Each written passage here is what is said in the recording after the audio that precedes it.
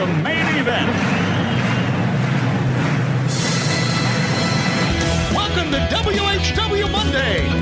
Tony Schiavone and Conrad Thompson. Jim Crockett for Starrcade, 605 NWA. TV title, Cajun Omni, the Bunkhouse Stampede. Flair and Horseman, Garvin, Bogey, Magnum, Dusty, Express Tag Team. Turner, Bodden, Mid-South Joy World Championship Wrestling. Talking about the great years of World Championship Wrestling, the NWA, and Jim Crockett Promotions. Tony and Friends North, they win. Look, Schiavone's back again. World title split off center stage. Bischoff, Disney, Hogan, and Nitro. New World Order and the Crow. Thunder, Russo, Arquette Champ, Vinnie Mac, simulcast. Tony's back with Conrad, not your classy podcast. Watch along, try not to laugh. Lowest rules can't pass. This wasn't the initial plan. Tom Zigg's a good-looking man. Klondike Bill, make a chair. Tommy, you come over here. What happened when? WHW Monday.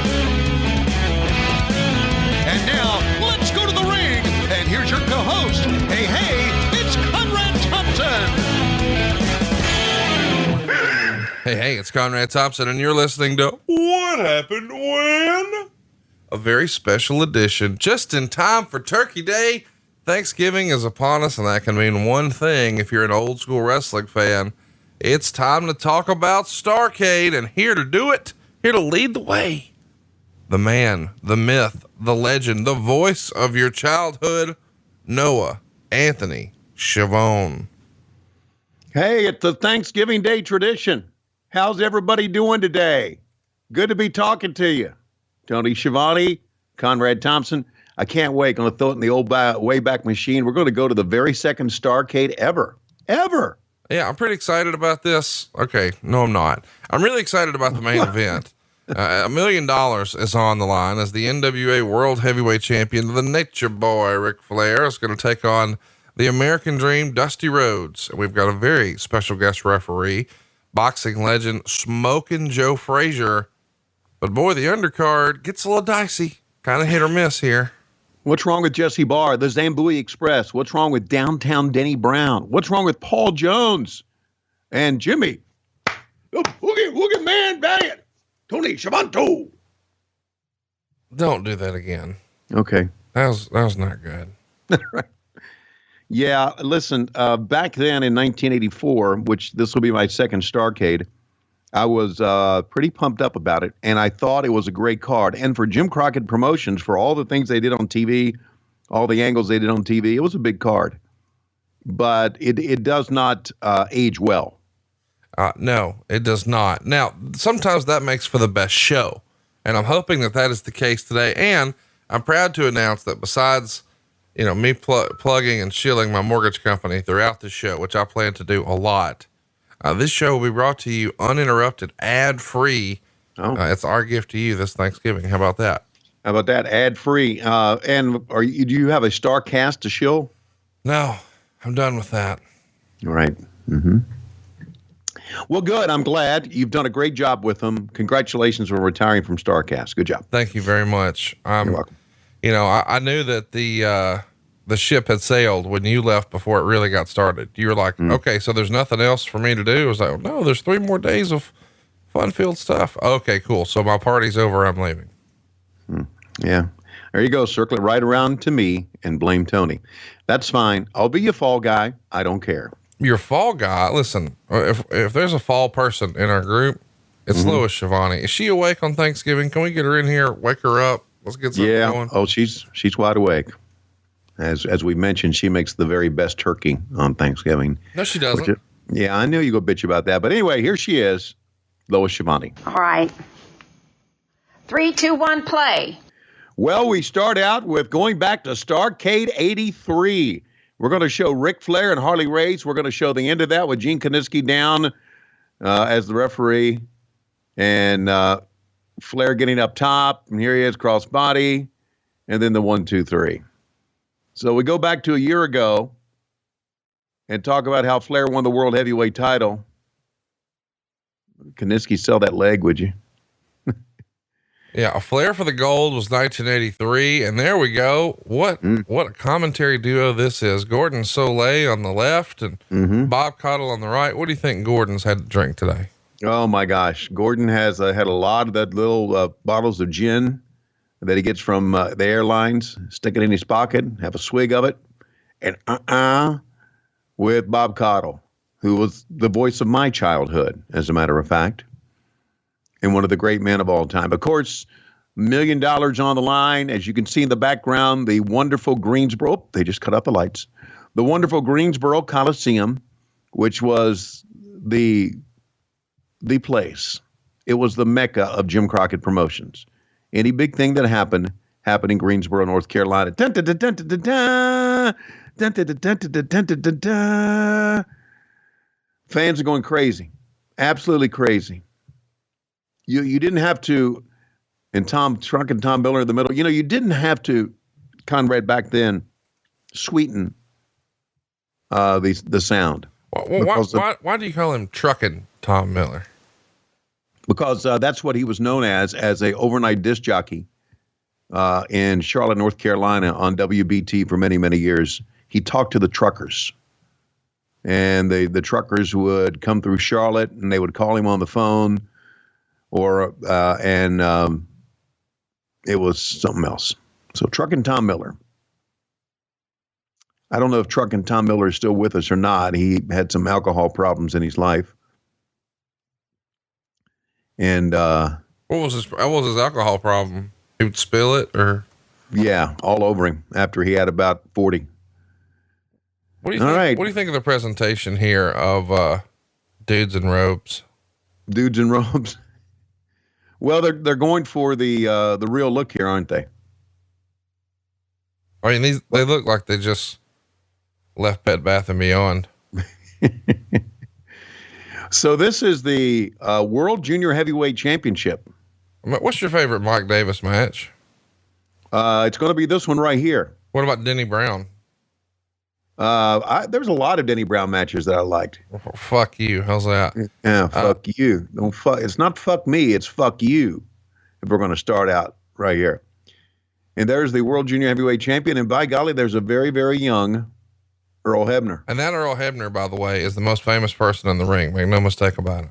Yeah, that's right. Denny Brown often got a push in Jim Crockett Promotions. Why do you reckon that is? I don't know. He didn't. They really didn't have him do. We had him come in and do a couple of interviews in the backstage area. I remember that, and they never did like the interviews that he did, but they continued to use him as far as the World Junior Heavyweight Champion is concerned. What do you think of those? Terrible. There's deep arm drag takedown. Yeah, whatever. Danny Brown, by the way, looks like if Gino Hernandez had an ugly child. He may have had that. If Gino Hernandez and Marty Jannetty had a baby after a drunken bender, it would be Danny Brown. And the guy he's fighting here, what's this guy who works for Nationwide Insurance here? Mike Davis. Yeah, he looks like the poor man's Nick Bockwinkel. All right, so poor man's Nick Bockwinkel is getting the left arm worked on now by Gino Jannetty. Well, now, according to Wikipedia. Oh, because that's what we're doing for fucking research on this show. You tell me you don't use Wikipedia? What is Wikipedia? Wikipedia. Did you say Wikipedia? Weak. It's WEEAK. Wikipedia. Oh, I thought you meant weak, like your penis is weak. Okay.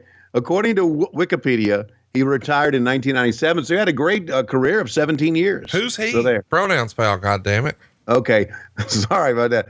Denny Brown had a great career of 17 years. By the way, Denny Brown, his entire Wikipedia is 2 sentences. Yes, it is. What the fuck? He had a great career in 2 sentences. Mm-hmm. Have you looked at your own Wikipedia? Yes, I have. I haven't in many, many, many, many months, maybe a couple of years. By the way, it says he is the play-by-play broadcaster for the Gwinnett Stripers of Minor League Baseball's International League, a commentator and podcaster for Major League Wrestling, and a commentator and senior producer for All Elite Wrestling. There are so many mistakes in the very first sentence. Mm-hmm. You don't do shit with baseball. You're not a podcaster for MLW. Mm-hmm. Are you even commentating for MLW anymore? No, I'm not. Well, that explains why Court Bauer and MLW unfollowed me on Twitter. Also, I'm the reason that Court Bauer unfollowed you on Twitter. Blame Tony. And the reason, well, Doug Markham blames you for him being fired by MLW. There you go. Blame me for everything. I don't care. Okay. Blame me. Okay. Here's another shirt. Blame me, comma, motherfucker. Blame me, comma, motherfucker. Mm-hmm. How about that? By the Meanwhile, hey, we're ignoring one hell of a match here. Good. It's Denny Brown.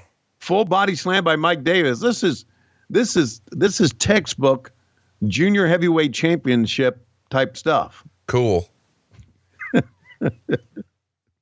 I can't, you're just a fan. I know. And you're such a great fan. And I cannot believe that you don't appreciate old school stuff like Oh, this. no, listen, Tony, I do. I'm just busting your balls. You've been to my den. You know that I've got a pair of Dusty Rhodes boots and my man cave downstairs. And a picture of Denny Brown. Of course. Denny Brown this is a little known fact, and I don't think a lot of people are in the loop on this, but as a fat guy, I'm here to spread the knowledge. Denny Brown created the Grand Slam breakfast. Now, I know what you're thinking. Oh, yeah. I'm thinking you're full of shit. Well, no.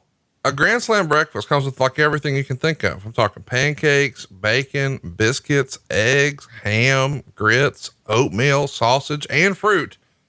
And he personally created that. Do you have a big breakfast on Thanksgiving? No, we don't do that at the Conrad household. The Conradison, it's been called Right. before. We do Thanksgiving at 1:00. Uh-huh.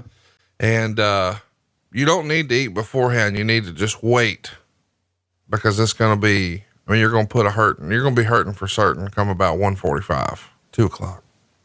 So you guys eat in the afternoon. 1:00. Now that's 2:00 your time, because I'm Central, you're Eastern. Right. When I was growing up, we ate at night during Thanksgiving. That was odd. And a lot of times we ate at night at the Schiavone household with Lois Schiavone cooking dinner at Thanksgiving. We ate at night. One time we ate at 10:00 at night. 10:00 at night. Yep. What's the deal with that? Lois Schiavone did not know how to organize cooking. What does that mean? She just wasn't good at it. She needed help and didn't have it in the kitchen. Let me ask you this. Mm-hmm. I'm a young buck in the marriage game. All right. So I don't know shit. And I'll admit that to you right now. I'm just trying to figure it out, navigate my way through this. I need a little help. If this woman ain't throwing no cooter on you, and she can't cook, and she don't clean the goddamn dog hair, what we doing, Tony? Question I asked myself many times, Conrad. I'm just, I think I think your picker's broke. One night Denny Brown just won the title, by the way. Well, it's like Grand Slam breakfast. There it is. He had all the nutrition he needed that day. And you see the spikes, the crown on the top of the title. Each one of those represents another breakfast item. Oh, there you go. I like it. Hug it. There you go. Shake hands. I love sportsmanship. But when we were eating Thanksgiving dinner at 10:00 one night, I'm thinking, what the fuck am I doing here? Yeah. Tony Schiavone Thanksgiving dinner at Gordon Soley. But the good news is that I would miss those 10:00 Thanksgiving dinners by going to this back in the 80s. which is tremendous. But it's changed a great deal now, basically, because Lois has a lot of help. Yeah, all the Churins have gotten married, and they've got help now, and right. Yeah. So listen, this year at Thanksgiving at the Conradison, of course, we haven't eaten it yet, but the Silvas are going to be joining me. All four of them shits. Wow. And Mama Silva is bringing over a ham. And it's weird because when I invited them over, she being the consummate do-gooder is like, oh, what can we bring? Mm. And then Dave, I'm like, just, whatever you want. I don't care. Oh, look at this guy. Look at this handsome shit. devil. You young bastard. Uh-huh. You look like Pee Wee Herman right here. Thank you very much, Bob Cottle and Gordon Shirley. I'm in the back. We're going to bring you exclusive interviews as only I can bring. As you can see, Nature Boy Ric Flair is worrying about how many sea breezes he's going to have after the match. As you know, he's going to go over. Let's play the audio here. I'm going to play the audio of this interview for the audience here. Go ahead. Talent all over the country and has come out still the heavyweight champion of the world. We'll talk to him later on. We'll talk to all the wrestlers. We'll talk to the American Dream, Dusty Rhodes. Of course, tonight it's for $1 million and for the heavyweight championship of the world. It's a gigantic night of wrestling, and we'll be here in the dressing room all night. And right now we take you back to the ring and the voice of the Greensboro Coliseum, Tom Miller. Boy, you're a nervous motherfucker for that. Fuck, man. I was in my element. Dude, that was crazy to hear you like stutter and pause. Like, you're just so new to the game here. You just didn't want to fuck up. I mean, this is what, a year after you got to see Behind the Curtain for the first time, and yes, one of the biggest shows you've ever been a part of. What the fuck, Mr. Ito? Yeah. I mean, that's the reason I'm nervous, because Miss Ito and Dave Meltzer. Shit, he's wrestling. The very popular Brian Edis.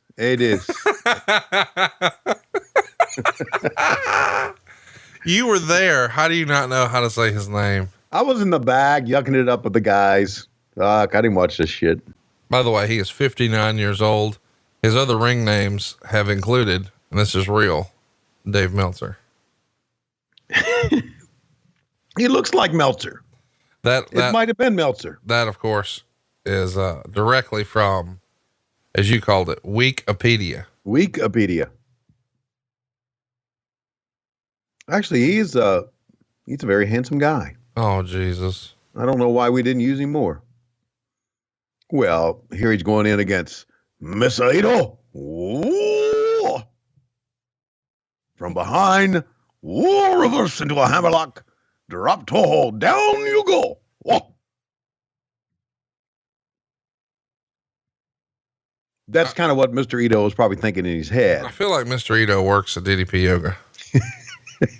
Yes, he does. As a matter of fact, his name is Garrett. Hey, calm down. We're not doing it. I didn't mean to take it that far. Whoa. I'm going to have fucking yoga heat now. No, you're not. Garrett's one of the great guys, man. He is. He's like one of the unsung heroes of that outfit. Oh, he is so talented. He does everything over there. Yeah. If you want to know who Garrett was, he was the one dressed up as one of the League of Their Own girls in that Halloween Havoc video that we did recently. You were so proud of that bullshit video. Yeah, I was. I was so happy. I was so happy because when I said, "Come here, honey," finally a good-looking woman came to the door with me. All righty. Okay, that was a joke. All right, that was a joke. That was a ha-ha joke. So don't tag Lois Schiavone on Twitter and saying that Tony says you're ugly. That was a joke. No, that was a ha-ha joke. You said, that's not what you said today. What you said was Lois can't cook and Lois won't give me no sex. And she can't clean. Well, yeah. Guys, if you want to tag her in that, that's fine. But don't tell her she's ugly, because I didn't say that. I said she can't cook, clean, or fuck. That's what I said. Hey, so we just saw a very young Anthony backstage. Yeah. How many of your children existed by that point, by November of 84? November of 84, we had 2. Matt was born in 82, and Laurie was born in May of 84. Chris would be born a year later. You know, in hindsight, you probably should have just cut it off after 3, right? Oh, in hindsight, I should have put the car in reverse and went back to Virginia. What a great line. I'll tell you what, I think after Matt, it was all downhill. Boy, was it ever. Matt has a little bit of nervousness about him. Yeah, he's high strung, isn't he? I mean, I love him for it. Mm-hmm. It's what makes him good at his job and successful and all that stuff. But you can tell he gets a little fucking on edge. Yeah, he really, well, it's a perfectionist. He really wants, my God, an airplane spin and got the win. Yes, at least we're getting these out of the way quickly. Well, you know, we are, listen, Conrad, we are seeing very good technical wrestling matches. I'll take Darby Allin and Joey Janela. Well, I would agree.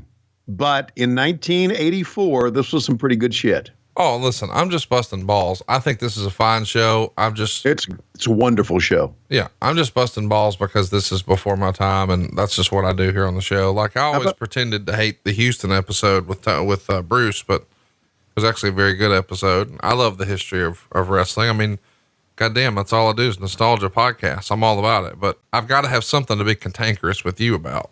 Yeah, well, there's always something to be cantankerous with me about. How do I sound today? How does my microphone sound? Dude, I was going to compliment you. I think this is the best you've ever sounded on the show. Well, I got a new microphone. Well, it's about fucking time. I got the Blue Yeti. Oh, shit. That's not a good microphone. You got one, too. Yeah, for the road that sounds like shit and people complain about. Okay. All right, let's take a look once again. Chops back in Tuxedo at Chops. And Dave Meltzer is going to turn a little knife edge chop here. Little known fact, Mr. You know, you've already outed Brian, as you call him, Adidas, as being Dave Meltzer. Little known fact, Mr. Ito was the ring name of the Torch's Wade Keller. That's Wade Keller right there up for the airplane spin. Yes, it is. I bet you didn't know that, did you? I did not know that. Well, you're welcome. What do you think of Gordon Soley's boutonniere? And by the way, I know a lot of people are going to take issue with that because Mr. Ito died in 2011. Well, so did the Torch. So coincidence? I think not. Would that have been Brian Mitchell's fault?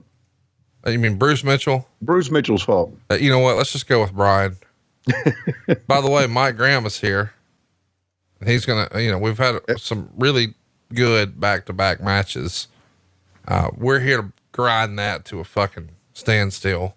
This match is for the NWA Florida Heavyweight Championship. Your man, Jesse Barr. Yeah. Jesse Barr was a pretty big star in Florida at one time. That I know, and fans who follow NWA wrestling know that as well.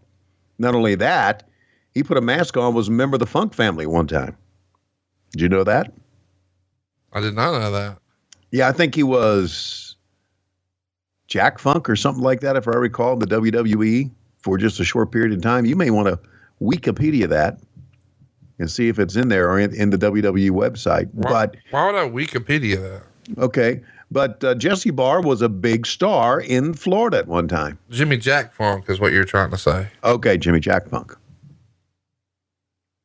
So here we got, look at this. These guys are trying. It's amazing. I think, if anything, what this show is bringing to us is showing how pro wrestling has evolved. By the way, Mike Graham was a fuck. Just want to mention that. Why? He just was. No, he wasn't. Mike was a hell of a coach. Yeah, he's a fuckhead. Is what he was. Okay, he was a hell of a coach, though. No, listen, he's a goddamn know-it-all who claimed. I know. He claimed that he took WCW to Disney and he convinced Hulk Hogan to be a bad guy and he created the NWO and, Jeff Jarrett never drew a dime, and here's the thing. I'm all for criticism of Jeff Jarrett. He's a big boy. He can take it. But this is a guy who's supposed to be a wrestling expert. The fuck did Mike Graham ever do? You know what he did? He shot out of a great man's dick. So fuck Mike Graham. And he ended up shooting himself in the head. Well, so, just like his dad did. Okay. Don't know what you want me to say to that. Yeah, I got along with Mike Graham, though, so. It's a shame. That is one of I don't think anybody talks about that. They talk about the Von Erich stuff. Nobody talks about Mike Graham, but as you said, Mike Graham's father committed suicide in 1985. Mike Graham's son committed suicide in 2010. And then Mike Graham committed suicide in 2012. And all three gunshots. Yeah, that's a real fucking tragedy. So even though, I disagreed with Mike Graham's wrestling philosophy, holy shit, nobody wants that type of tragedy in somebody's life. You're right, and you can't deny what the Graham family meant to Florida. They were to Florida what the Crockett's were to the Carolinas, really. So they were. Florida Championship Wrestling was a big deal. They drew a lot of money down in Florida, and they had big stars. Dusty Rhodes being one of the biggest, of course, and Jesse Barr was a big star. But back to my point, Conrad. Let's do it. Let's get back to your point. We're showing how wrestling's evolved. You would never see matches like this to open up a big show here in 2019. Fans would go, they would chant boring and fuck this shit. Well, but in 1984, here was the way that you did it back then, and this was the mentality back then, and I think there's something to be said for it. Is that you started off the show with wrestling matches, and you built up to the violence, and you built up to the angles, and you built up to the carnage later on. Nobody was going early. These matches were going to do something crazy, because the crazy shit came a little bit later on. You would never use somebody's finish as a high spot in an early match, because that's just not the way it was done. But it's changed now.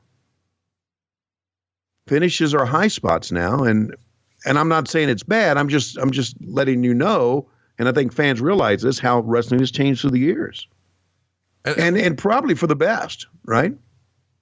Well, I don't know if it's for the best. I think that's debatable. I mean, it's changed just like television's changed, just like movies have changed, just like music has changed.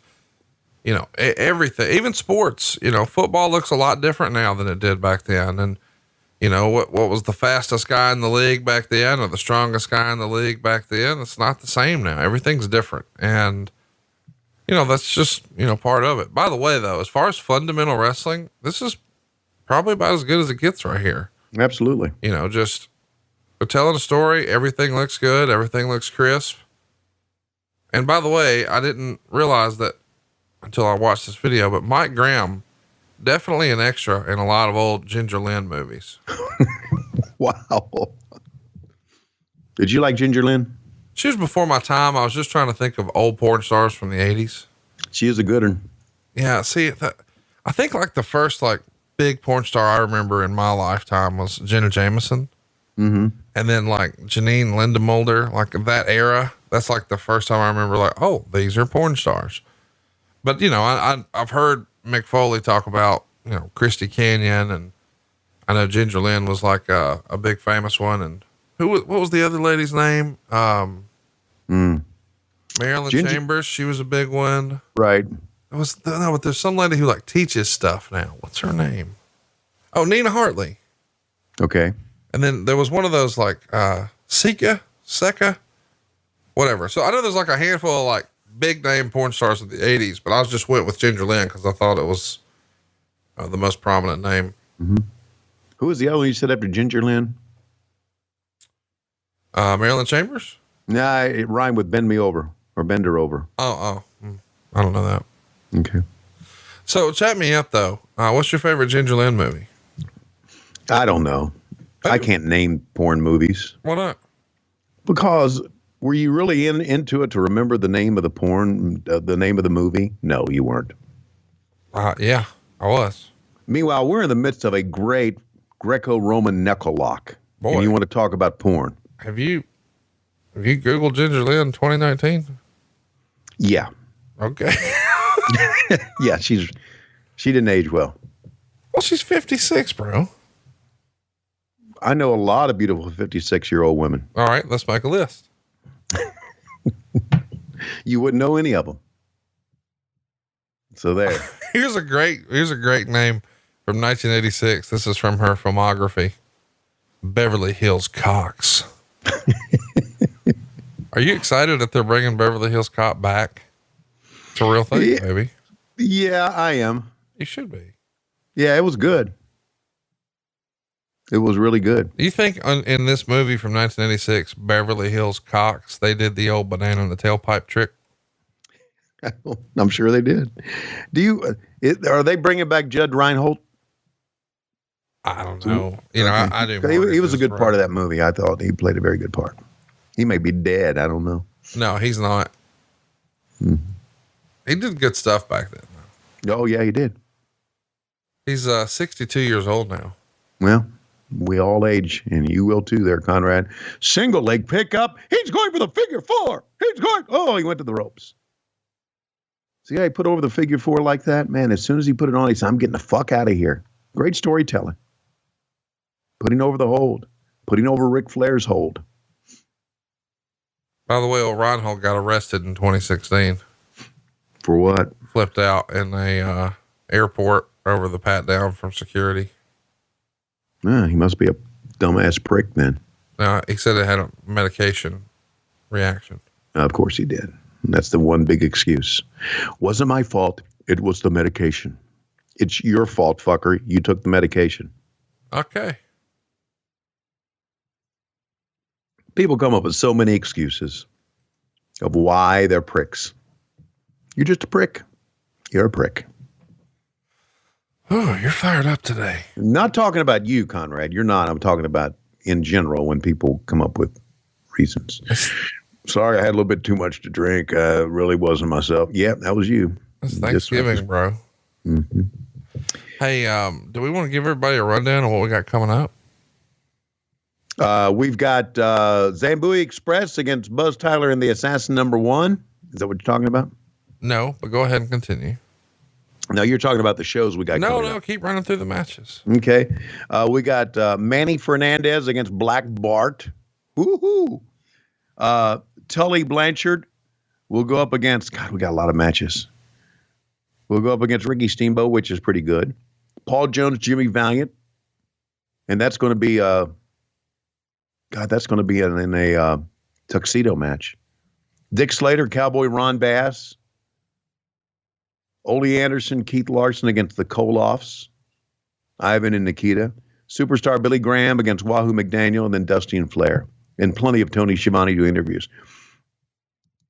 Let me tell you the only two things that I remember about this show. Look at the camera shaking. The crowd's so into it.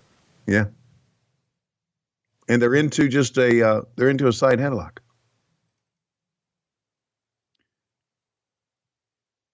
We got to get Ginger Lynn here on the show. Oh, please. Just so she can say, well, back in my day, missionary was a high spot.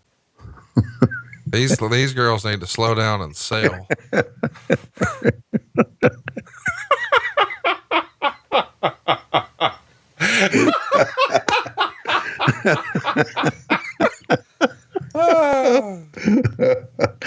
Well, I don't know if you're being entertained by this one, but we are. That was a finish back in 85.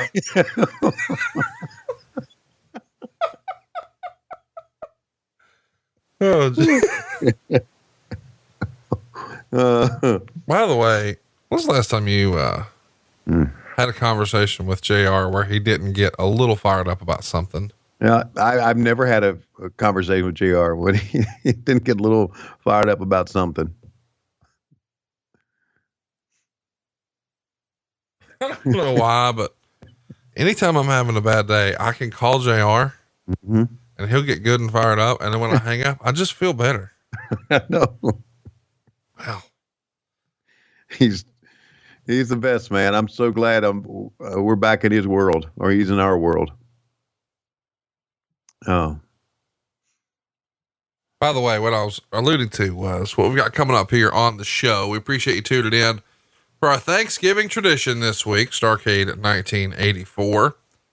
Next week, we're going to do Clash of the Champions 4 Seasons Beatings. And I know what you're thinking. Was Tony Schiavone around for that one?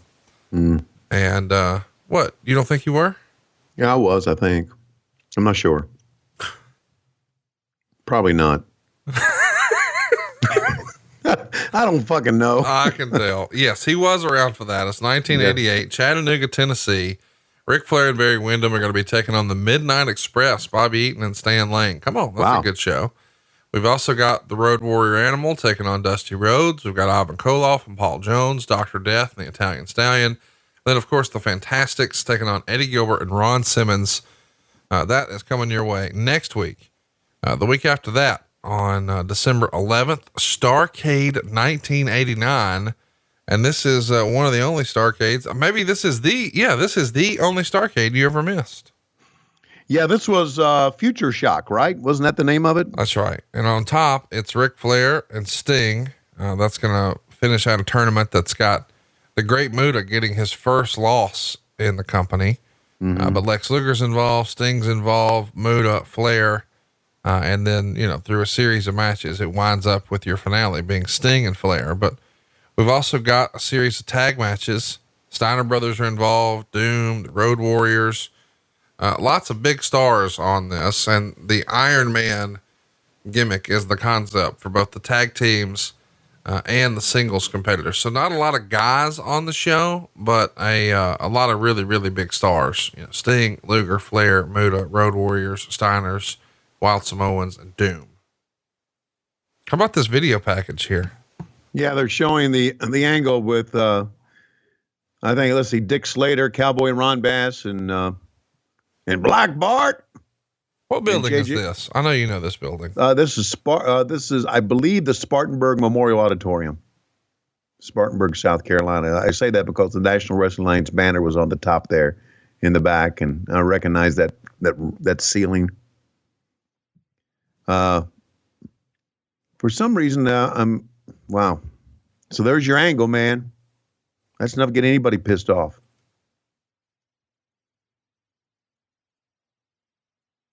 Coming up next, we got Assassin #1 and Buzz Tyler taking on the Zambui Express. Somewhere out there, Buzz Tyler, if he's still alive, unless he has sold it, has a Mid-Atlantic belt. Because he walked out of Jim Crockett Promotions with it in his possession. Walked away from wrestling. Buzz Tyler, as we speak, is an elderly person. Well, we all are. How old is he right now? I think he's like 73. Well, Avalanche Buzz Tyler was pretty good, and I love that Mid-Atlantic title that he had. I wonder if he's going to have it on here. Yeah, in his Wikipedia, it says he would later forfeit the NWA Mid-Atlantic Heavyweight Championship after leaving the promotion in July of '85. However, he refused to return the title, claiming then Booker Dusty Rhodes withheld money owed to him, and a third version of the belt was eventually used. Right. Well, the old Mid-Atlantic Championship belt, I loved it. It was one of my favorite belts. Why? It sucked. It did not suck. Oh, it was horrific. No, it wasn't horrific. Look at this, the Zambui Express. Leroy Brown and Ray Candy. I loved Ray Candy. Does not look like I remember him, but he was so good in Uncle Buck. I think Great Outdoors is probably his best work, though. I never got the Harry Crumb thing. It's John Candy. Well, whatever. Little stage name. There's Avalanche Buzz Tyler. Look at that robe. And there's Jody Hamilton. Oh, the Masked Assassin. When you think about John Candy, is it unbelievable how much good shit he was in? Oh, man. Stripes, Blues Brothers, National Lampoon's Vacation, Splash, Brewster's Millions, Spaceballs, Little Shop of Horrors, Planes, Trains, and Automobiles, Great Outdoors. I know. Uncle Buck, Home Alone. And then, dumb shit you like Cool Runnings.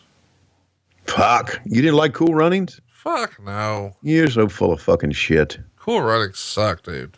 Okay. Meanwhile, back to the show. Here's the two things I remember about this show. When I go put it back in my Wayback Machine, my brain. Yeah. We were in the backstage area, and they had a monitor in every locker room so you could watch the show. And we're just kind of sitting there watching the show, and I'm sitting there with Dusty and Joe Frazier.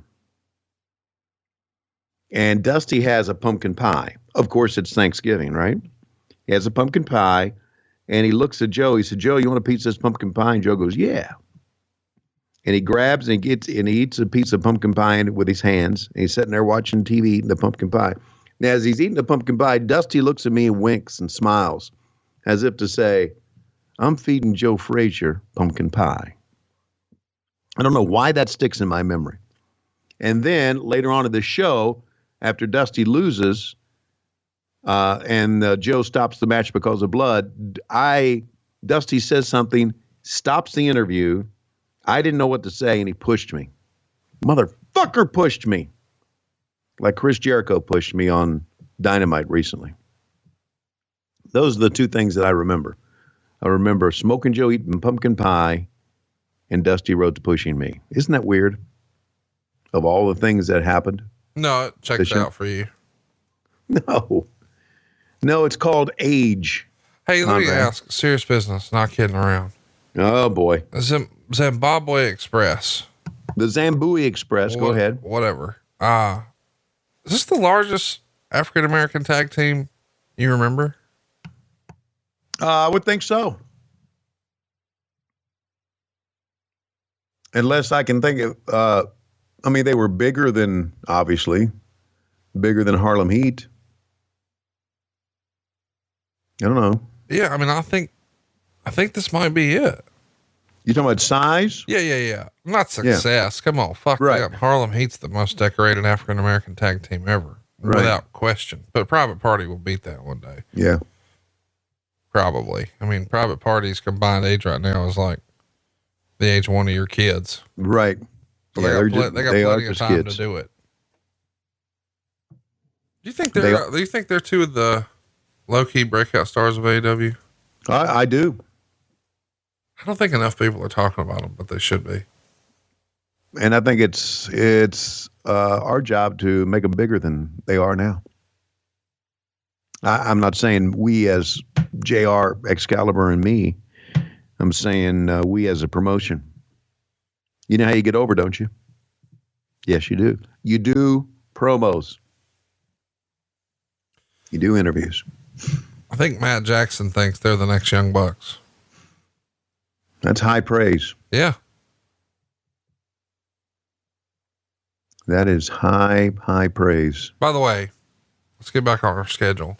Okay, back on our schedule. Here we go. December 11th, as we talked about, Starrcade 89, but December 18th, the next show, a week later, is going to be the 20-year anniversary, basically, of the December 20th, 1999 Nitro. And that's where the NWO 2000 was formed. Do you remember the NWO 2000? No. That's where they did the NWO with Silver. You don't remember really? That? You don't remember that either? No. Well, Bret Hart and Goldberg for the title, and Bret Hart joins the NWO. Okay. Jeff Jarrett's there. None of this rings a bell? No. Cool. On Christmas, we're going to do something fun. I thought, hey, what better way to celebrate the holidays than a little massacre on 34th Street? Oh, okay, good. So that's the ECW pay-per-view from December of 2000. And I think you'll be pleased that Francine is involved in the main event. Let's stop this and put that up right now. No, we're good. Okay. Electra's there too, and I think you'll be a big fan of hers. As in Carmen? No. Okay. But they're Electra, and that's definitely what they're going for. She was going for, she was a dancer at the Satin Dolls in the movie The Sopranos. I like her already. Television show The Sopranos. Mm-hmm. The Bada Bing strip club. So you've probably seen her boobies, whether you wanted to acknowledge that or not. Mm-hmm. And New Year's Day, we're going to do something fun. I don't know that you'll think it's fun, but I think our listeners will think it's fun. We're going to have you watch the episode of Monday Night Raw where Mick Foley won the title. Oh my God. The butts in the seats thing. The butts in the seats thing. And by the way, that same week on the other channel, we'll have Jim Ross watching the Finger Poke of Doom. Those two shows went head to head, and we'll get both of you to watch the other person's show and talk about it. Wow. I think that should be fun. That's good booking there, boss. Then the following week, January 8th, we're going to do Guilty as Charged 2000, where a young Conrad Thompson is in the crowd. It's an ECW pay-per-view in Birmingham, Alabama. All right. Can't wait for that. But actually, we probably should bring up this interview here, shouldn't we? Yeah, I'm for it. It's me with Dusty Rhodes. And then we'll get back to, are we going to see you in the crowd, do you think, during that show? Yeah, probably. I'm Front Row Jones. Oh, man, I can't wait. I'm going to talk about you the entire show. Look at that little motherfucker in the front row. Or look at that big motherfucker. You think we're ever getting to the interview? Because you've been teasing it for 38 minutes. No, we say, where I go, no, get to the interview, a flagrant disregard of the rules there by Jesse Barr, Tony Schiavone. Very much. Gordon Soley, we're in the dressing room. We'll be talking to the American Dream, Dusty Rhodes. You know, this man has been 2 times world heavyweight champion. The American Dream, Dusty Rhodes. And look at the Louis Vuitton in the background. Coliseum here tonight, the Greensboro Coliseum, and of course, shown all over the world, all over the United States. Let's talk to him right now, Dusty Rhodes. And of course, he's sitting here, and you have been all over the world. You're one of the biggest stars in professional wrestling, if not the top name. The question is this the biggest night of your life?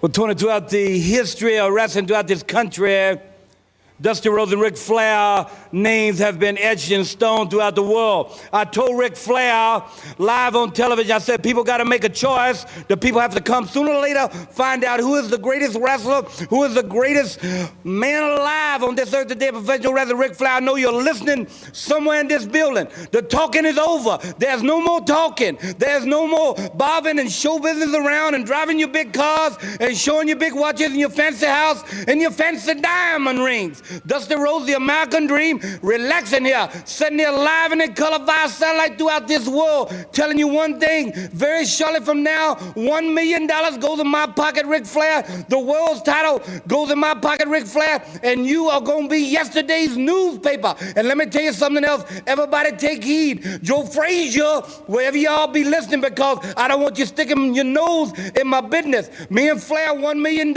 I'm resting. I have nothing else to say about this thing except I'm the prettiest man living alive anywhere in the universe. That's it. And tonight, he could become $1 million richer and could win the world's title for the 3rd time. And now, let's take you back to the ring. I have nothing else to say, but I am the prettiest man alive in the universe. It's too much.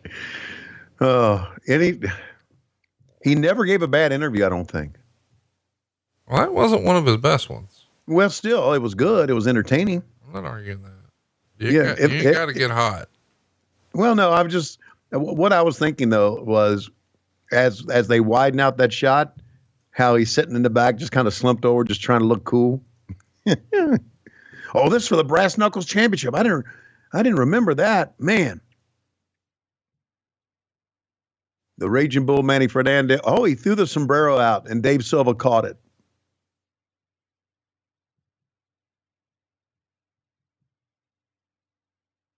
Look at Bart, man, looking mean. Dude, I'll never forget your Black Bart promo. It's one of the top 5 moments in the history of the show.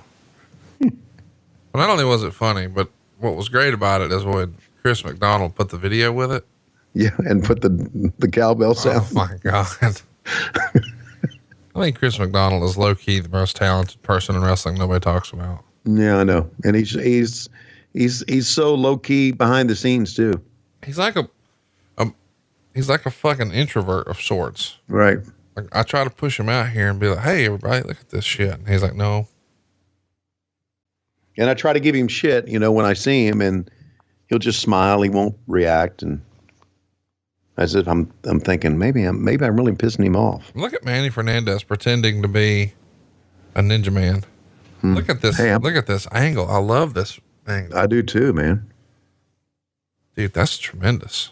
Yes, sir. I'd like to see a lot of matches from that angle. So, with drones and everything now, you could probably get some great angles. January 15th, we're going to be bringing you Sold Out 2000. Of course, that's famous for Chris Benoit and Sid Vicious in the main event. Don't remember that either. Well, you remember Chris Benoit quitting. Nope. Okay. You remember Kevin Nash and Terry Funk having a hardcore match to be the WCW commissioner? Nope. Do you remember I don't remember any of this. I can tell you that right now. It was all just another day at the office for me. What about Oklahoma and Medusa? I remember the Oklahoma character, but I don't remember his match against Medusa. You just block it all out like trauma? Yeah, exactly. All right. Well, let's do something you didn't see since we're not worried about you remembering anything. The 1992 Royal Rumble, arguably the greatest Royal Rumble of all time. We're going to do it on January 22nd. This is the one where Ric Flair would become the WWF World Champion for the very first time. Yep. Very famous Royal Rumble. And then we're going to do the 2006 Royal Rumble, which should be fun. This one is the first time that Rey Mysterio would win. I mean, that's pretty cool. Don't you think? Rey Mysterio winning a Royal Rumble? Wow. And then on February 5th, what even you would agree, one of the greatest angles of all time, The Undertaker, brain fart, Andre the Giant and Hulk Hogan on NBC's The Main Event. Yeah. The old evil referee gimmick. So we'll finish your year out with as much old school WCW as we can. We'll sprinkle a little bit on you in January. But we're going to spend most of January talking about ECW and WWE stuff, trying to do something a little different. I love watching stuff that I've never seen before. And the reason it is because, again, it's something that JR preaches all the time now. When you talk to him, he said, we're not worried about what they're doing. We need to worry about what we're doing. And back then I was not worried about what they were doing. I was worried about what we were doing, and I ignored the other stuff. So when I see these ECW shows and these WWF shows, I was not watching them at that time. And, it'll be great to go back and watch that. That's why I've kind of fallen in love with ECW, through the years here of us doing these shows here. And, take a look at this, man. There's some hard way looking shit here. Yeah. I do want to ask, have you ever bladed? No. There's a little hesitation there. Why would I have bladed? I thought maybe get Lois off of you or something like that. Leave me alone. I'm busted open. I've been lacerated. God damn it. Not a bad idea. See my crimson mask? Unhand my Peter meat. No. You never, when you're naked and you got your dick flopping around, want to have a razor blade and Lois in the same room. Just saying. So, what do we have to do to get you to have a no holds barred Christmas and cut your forehead? I ain't cutting my forehead. First of all, needles. I'm not talking about a needle. I'm talking about a razor. Let me finish my thought here. I'm scared to death of needles. Needles make me pass out. All right. Anytime there's a puncture of my skin, that's why I don't have a tattoo, because I can get in that tattoo chair and probably pass right out. That being said, I'm sure that if there'd be a razor blade next to my skin and I know that I'm going to gig myself, I would pass out as well. So I can't do it. All right, here's what we'll do. We'll have New Jack come over. He'll do it for you. Oh yeah. How about that? What? New Jack will do it for you, buddy. No problem. Boy. Yeah, man. I'd love to have New Jack near us around Christmas time. That'd be great. Christmas present. What's wrong with New Jack? What'd he ever do? To me, nothing. But there's a whole litany of shit that he's done, and I just. All right, so let's talk about it. We're coming up on it. We're just a couple weeks away. Are you coming to the No Holds Barred Christmas? I hate to disappoint you, but I don't think I am. Wait a minute. What the fuck? Well, I'm in Tempe, Arizona that weekend. Well, yeah, but you're there like on the 14th. You're not doing shit on the 13th. Yeah, we're leaving for Tempe on the 13th. But you'll be back on the 15th. Right, be back on the 15th. Well, come on over. You want to be? Okay, I'll come over on the 15th. There you go. All right. Maybe I think you'll miss the Bischoffs. Oh, really? Yeah. Okay. That's a shame. I'd like to see Lori. I haven't seen her in quite a while. But the party is still going on. Oh, by the way, and I haven't called him yet, and I need to call him, and I will have called him by the time this airs. But I do need to say a very special thank you to people who got me presents for my birthday. I certainly didn't expect it.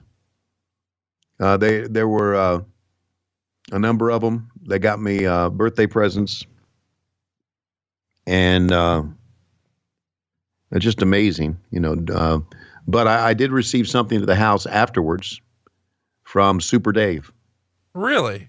Yeah, he got me a couple of Batman characters. So and I wanted to say that about him because he wasn't at the party. Everybody else was at the party. I've already thanked for what they've done for me, but that was an awfully nice day. Dave's like me; he's a big Batman mark. And so I appreciate that. Look at this blood, man.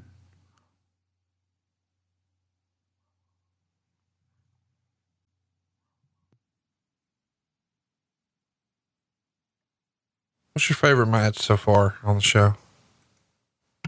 Well, it would have to be this one because of the blood. Oh, when my you God. think? No. You don't like this? No, Mike Graham had the best match. Okay. And you hated Mike Graham. Yeah, I'm allowed to like his match. Yeah, it told a pretty good story. You hear Kevin Sullivan in the background? I do. Which one of your dogs is that? I know you told me recently you were going to have to murder some of your dogs. It's Bug. Oh, well, you're not murdering him, are you? No. Which dogs did you decide you were going to have to murder? Looks like we're going to have to put him down. Eventually. He's not doing well. But we're taking him to another doctor for a second opinion. And we'll see. How are the dogs doing at the Conradison? They're great. There's no dog hair. Do you think where Dooley's going, there's dog hair? Like, is there dog hair in heaven? No, I don't think so. So he won't be comfortable at all. If there is, then there's an angel with a vacuum cleaner. Well, are you pretty excited about going back to me? First of all, let's take a look at that unique angle, everybody, from the top. Ooh, from the top. It is a good angle. Yeah. Can you believe it? JJ threw the brass knucks in. The dumbass threw them in the wrong way. Did you see? Okay, now he throws the rope in. And there's the roll up. The world's worst roll up I've ever seen. Yeah. But it got the win. So we're getting ready to track Tony Schiavone talking to Ricky the Dragon Steamboat. One of the great baby faces of all time. This is before Bonnie, isn't it? Yeah, I believe. Boy, they certainly filled a lot of time here, didn't they? Had a lot of FaceTime to Gordon and... I like the setup, but I do think it's fun. There's glass behind them and you can see the reflection. Right.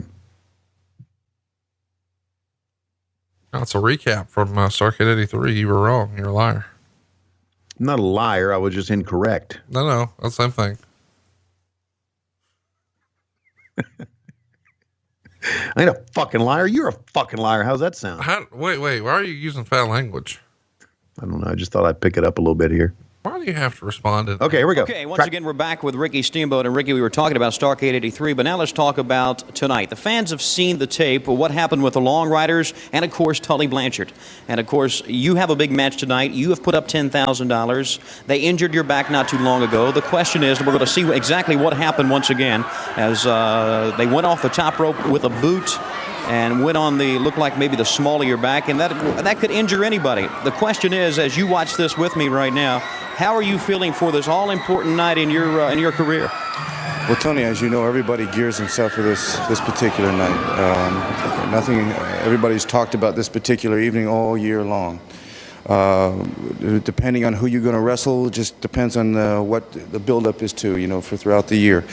I had my run-in with Wahoo McDaniel in the United States Heavyweight Championship. That ended up to be something at the NWA. We couldn't see things my way, and had a tournament for that. And sort of got a little frustrated there and took off in another direction with Tully Blanchard. And everybody has seen over the past few months of what I've had to go through with this man. Now Ron Bass, Black Bart, J.J. Dillon, they come into my gym, try to make it look like a zoo, try to purposely hurt my brother, this and that. And what the fans saw on TV was you saw, I guess, together about 4 men. Bart, Bass, J.J. Dillon, and also Tully Blanchard dressed up as one of the long riders, tossing Bart the boot, coming off from the small of my back. And this just happened just a couple days before this important evening right here, something that every wrestler's been gearing himself all year long. I've had to go to the chiropractor every day now for the last 2 days. To get my back adjusted. I've got some, my lower floating ribs are bothering me. I've also got a severe bruise in the lower part of my back, and also the muscles have been torn away slightly. Right now, I can stand on one side pretty evenly. The other side, if I put my weight on it, hurts me tremendously. But like I said, everybody's geared themselves for this particular evening. Mentally, I'm going to try and just throw the pain out of my mind, gear everything towards Tully Blanchard, because this is how important this evening is to me. I've laid down some heavy stipulations. I've laid down some money out of my pocket. Not a promoter's come up here and offered money or helped me out in any way. This is money out of my pocket, and Blanchard's also got money out of his pocket. This is very, very important. And over the last couple months, it's developed into a personal issue. So like I said, I've got some pain within me right now. I'm not going to let Blanchard, if he's listening anywhere around, I don't want him to know exactly how severe it is, but I'm going to go in there and I'm going to give it my best shot. Blanchard, you know I've been down before, and in this profession, you understand also, regardless if you're hurt or well, you still carry on. And when I'm looking across that ring at you tonight and into your eyes, brother, that's the only thing that I can feel in my heart is to get after you and everything that you've stood for and everything that you believe for, because everybody knows that you've nothing but a yellow-bellied coward, but in the contract, you cannot go nowhere. You're going to have to stay in there and face me. The pain that I'm feeling is going to be erased by the time I enter that ring. But you can bet, Blanchard, that in the back of my mind, I'm going to remember that you were part of trying to put me out of this important evening tonight. We're going to try to talk to James J. Dillon and Tully Blanchard later on, and of course all eyes will be on this man, Ricky Steamboat, as he puts up $10,000 and goes after the TV title here tonight. We'll try to find James J. Dillon and Tully Blanchard on the other side of the Coliseum. Meanwhile, let's go back to Bob Caudle and Gordon Solie. So what's great about that is he says, I've gone to the chiropractor every day the last 2 days.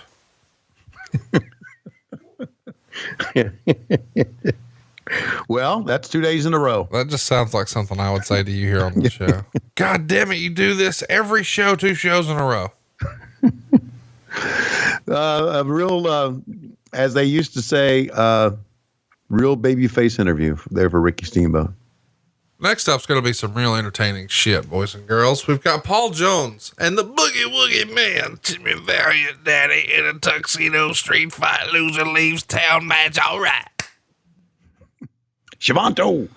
I believe we're going to also have an interview with Tully Blanchard first, if I'm seeing this right on my WWE network. Boy, you know everything, don't you? Well, I don't know everything. I just can see that, you know. But man, Gordon Solie and Bob Caudle getting a lot of FaceTime, man. And the back of their heads are being more and more prevalent here. By the way, this past week, I guess it was last week. I'll get it right. I was talking to Arn Anderson. We did a little Q&A episode, and someone asked if he ever thought about shaving his head once he started to lose his hair. And he said, no, he's got a palmetto bush and that's what he's going to keep. And I said, did you ever hear what Tony Schiavone called your hair situation when he saw it on an action figure? And he said, no. And I said, a flesh colored yarmulke. He loved it.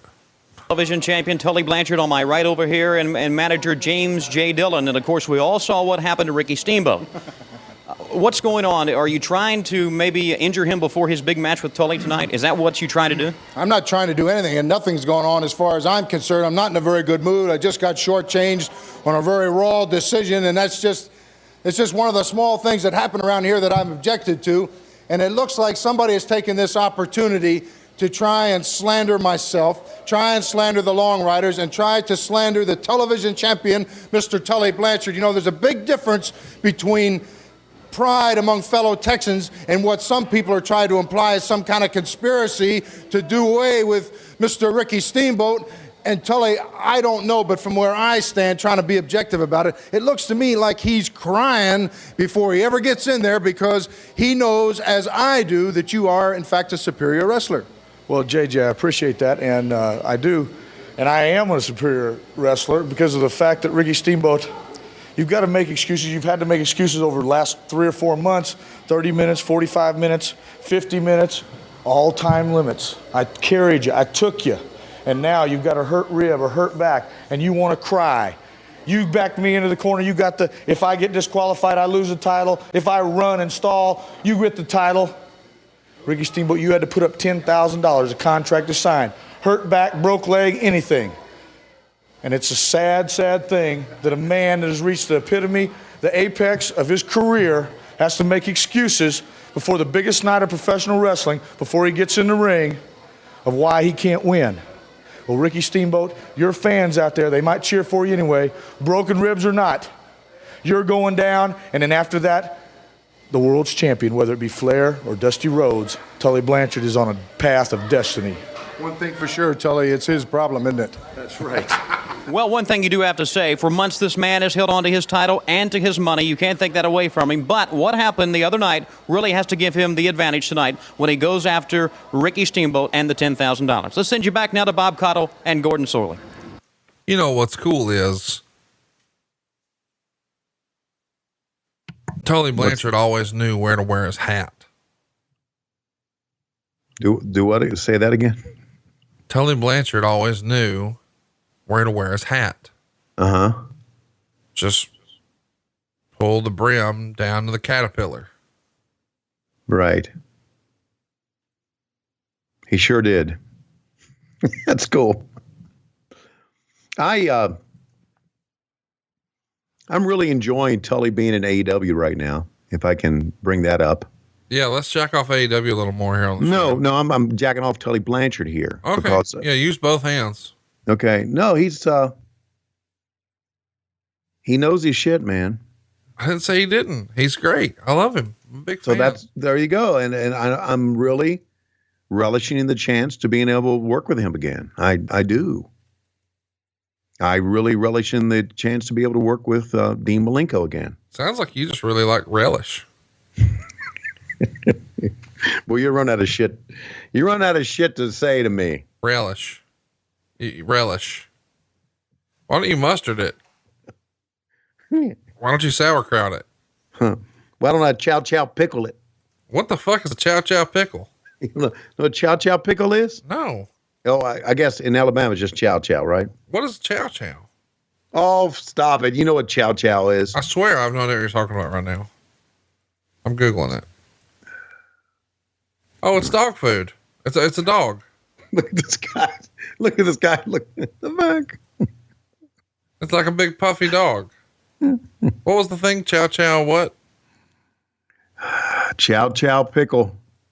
Chow chow pickle. Or chow chow relish. Oh. This is brand of relish. I thought it was like a puffy dog. No, I don't eat relish. You don't know what you're missing. Sausage patties with chow chow pickle, or how about this? Even better, brown pinto beans with chow chow pickle on them. How bad is your gas after you have that? Ooh, it's rough. It's rough. I bet that shit would peel paint. It moves me off my chair. There's no way to kayfabe that either, you know. Of all your kids, who has the rankest farts? Back when they were younger, it used to be Tim. Really? Yeah, but I don't know. I bet it's Lori. It could be because women have horrible farts because they always kayfabe them. Here he is, the Boogie Woogie Man. I just meant since she had a baby or whatever. Oh yeah, that could be it too. Man, can you believe Boogie Woogie in the tuxedo? Mm. He had one of those songs that obviously they can't play here, but he had Manhattan Transfer's Boy from New York City. And when they hit that music, man, the fans would go fucking nuts. That was our one song that when they hit the music, man, doon doon doon doon doon doon doon doon. Tuxedo match. Loser leave town. Ready? I love that loser leave town. What town would that be? Can't go back to Greensboro? All of them. Okay.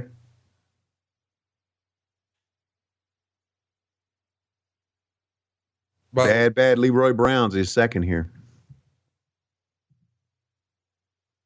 But I think he was a Muhammad or Akeem or something. I don't know. So since we're looking at him right now, how about the assassin and his fucking tuxedo too? This is the worst episode of Dumb and Dumber ever. Anyway, here's the song you're talking about. Well, in theory.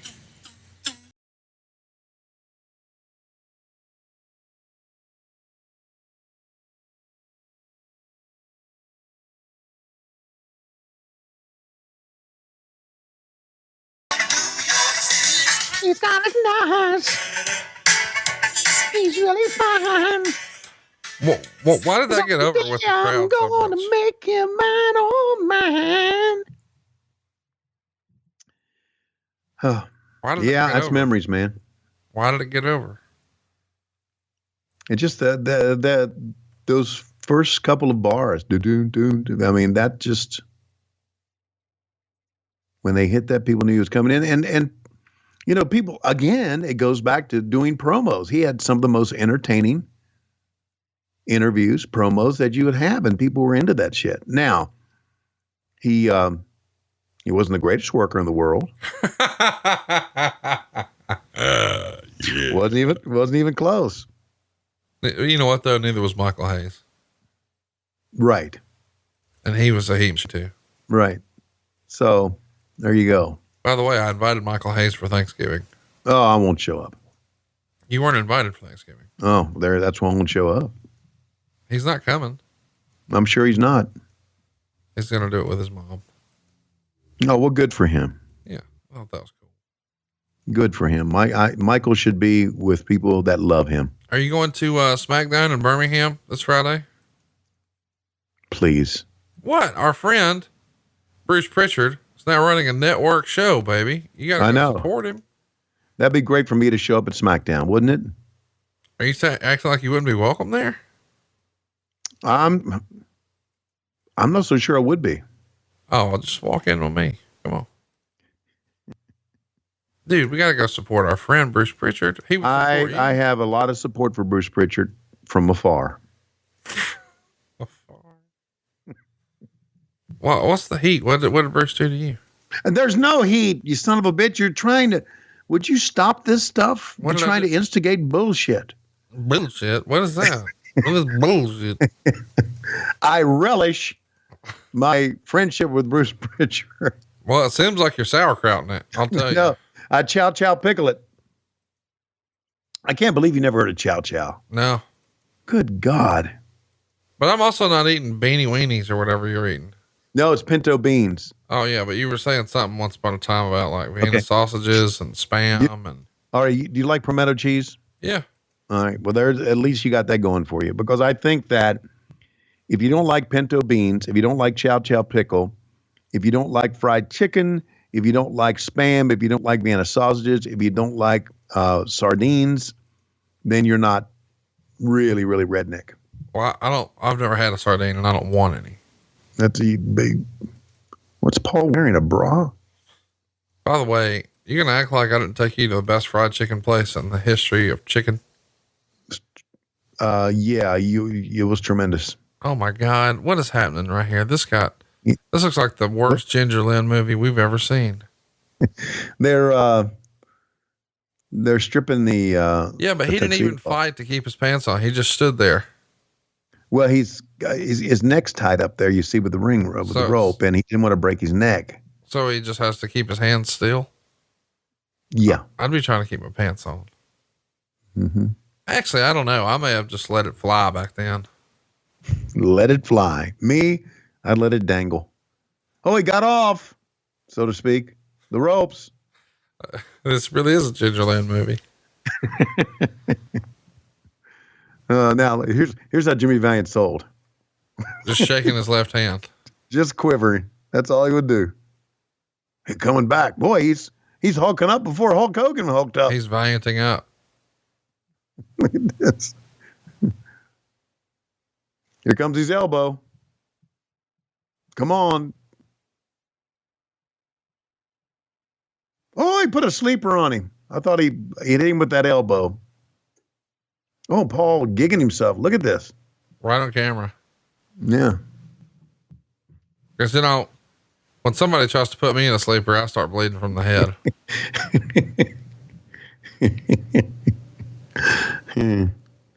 Paul really cut himself quite well here.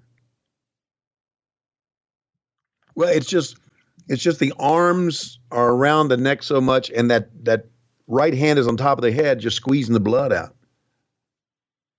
Boom! Down goes Leroy Brown. Down goes Sonny Fargo. Why would he hit the referee in the back of the head? Wait, no, he inadvertently hit the referee in the back of the head. No, he didn't. It was very vertently. Very vertently. Look at JJ. What the fuck's he doing? Oh my God! What did he hit him with?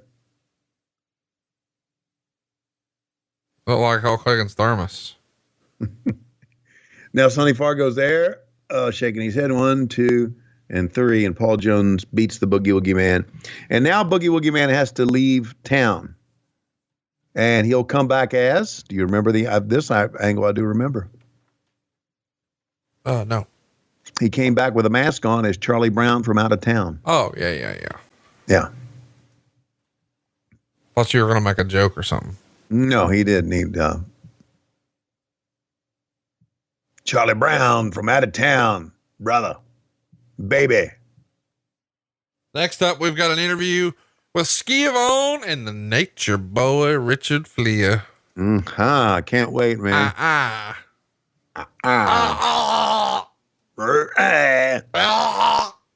Hey, this is wait a second. We've seen some bad shit in the years we've been doing this. Yep. This is not that bad. No. Well, here's part of it though, for fair. We're just being polite. We shit on this so hard. Shit on it so hard that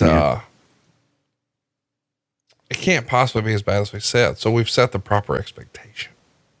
Oh, okay. Got it. The key to life is managing expectations, you see.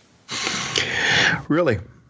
Here we go. The Nature Boy. Always a pleasure to be standing beside this man, the heavyweight champion of the world, Nature Boy Ric Flair. And it's hard to say that you could be any better than you were 1 year ago at this time when you won the title. However, you have to be, because you wrestle the top competition every night of your life, and you're still the world heavyweight champion. But tonight, it's not only for the title, and a man you know very well, the American Dream, Dusty Rhodes, it's for $1 million. Well, Tony, the greatest honor to any wrestler in the world today is to be the world heavyweight champion. There's only one honor greater than that. That's to win the world heavyweight championship and hang on to it for a period of time. This is Greensboro, North Carolina. I won the title here before. I've been all over the world, whether people like me or dislike me. They know that when I get in the ring, they're looking at the best wrestler, the most qualified athlete today to be called the world heavyweight champion. Dusty Rhodes, $1 million, Tony. The biggest purse ever put up for a professional wrestling match, as far as I'm concerned, any other purse for any sport of all time. $1 million cash. Ric Flair is going in that ring, brother, gunning. And Dusty Rhodes, you lay over there as laid back as you want to, Daddy. I know you're watching me right now. You better be half the man that you've told these people you are, because you're jumping on the #1 stud in all of professional wrestling. Last year at this time, I stood with this man right before the match with Harley Race, and I said he is ready. And I can say that once again this year. Ric Flair, the world heavyweight champion, is once again ready. Let's go back to Bob and Gordon. The #1 stud in professional wrestling.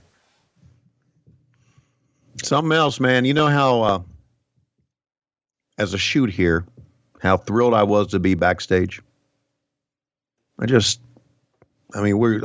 not too far away from Tony Schiavone, the Mid-Atlantic Championship Wrestling mark, and just thrilled. Look at the back of that guy's head. That's a great shot, isn't it? Watch the guy in the hat.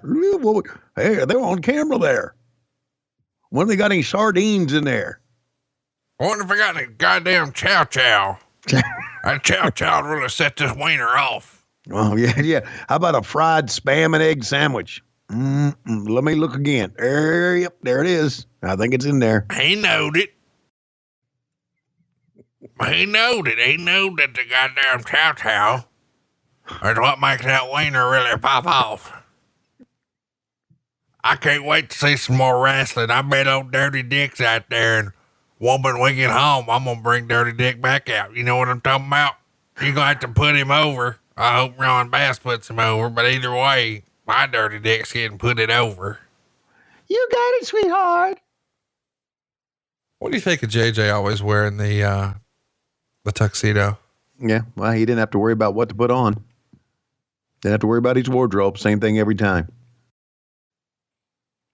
Well, we're going to see a match between two men here that are no longer with us. And two men who were pretty tough guys and pretty good guys as well. I don't know if Sonny Fargo's still with us or not. There's Jackie Crockett on the apron with the camera. And I don't know if you noticed Bill Apter, a very young Bill Apter, running around, taking shots. Look at that camera. Not like me and you take shots here on the show. Right. How about Dick Slater? What's your favorite Dick Slater story? I don't have many Dick Slater stories. Were you a Dick Slater guy or a Dick Murdoch guy? I was more of a Dick Murdoch guy because I knew Murdoch a lot better than I knew Dick Slater. Dick Slater, that is, was kind of a tough guy to get to know. But Murdoch was not.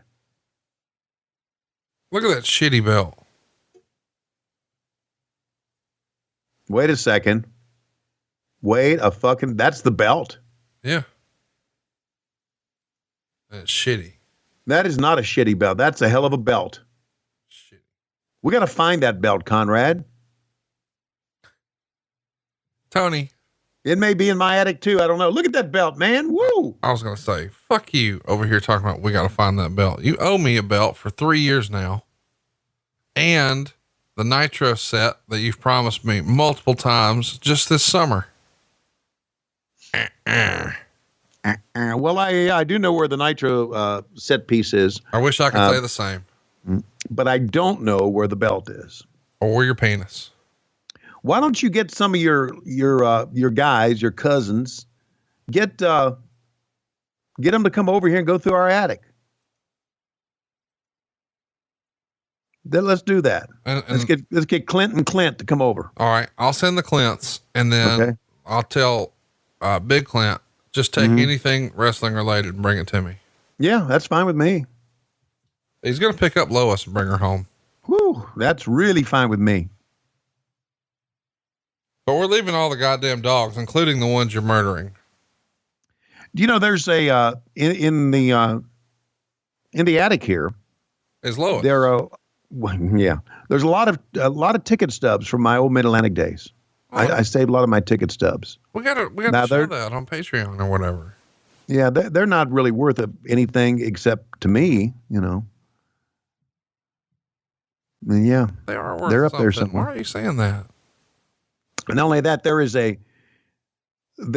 up in the attic somewhere, and it has a lot of meaning to me. I had a friend named Joey McLean when I grew up, and Joey used to go to wrestling with us. And Joey was an artist and a good one. As a matter of fact, he went on to work in the art department at Nike in Seattle. He was a great artist. He had a drawing one time of a wrestling ring and guys in the ring, and me at ringside and him at ringside, and it was really, really well done. I still have that. I need to get that and get that out of the attic and frame it and show that on Patreon too. It's just a very, very. It would be a kind of a cartoon the way that Jerry Lawler would have done one, or who else was a good drawer? Bret Hart was. Bret Hart was not near the artist that Jerry Lawler is. Well, yeah, no, not many people could say that anyway. Anyway, though, so I went with Joey McLean to a lot of places, and he was a great artist, and I need to get that and show it to you, and maybe sell it to you. Sell it to me. Motherfucker. You buy a lot of shit. Yeah, and I sell a lot too, like Tony Schiavone on AEW. Damn straight. But I don't want to talk much about AEW on here. I love AEW. You know what I'm going to do the rest of the show? I'm going to do my best Tony Schiavone on AEW impersonation. No, don't do that. Well, first of all, I got to go get some douchebag CZs from the middle of the mall, put them in my ear. Secondly, I got to not bathe for 2 days. Third, douchebags CZs from the middle of the mall. Welcome to AEW, everybody. How do you like my douchebag CZs?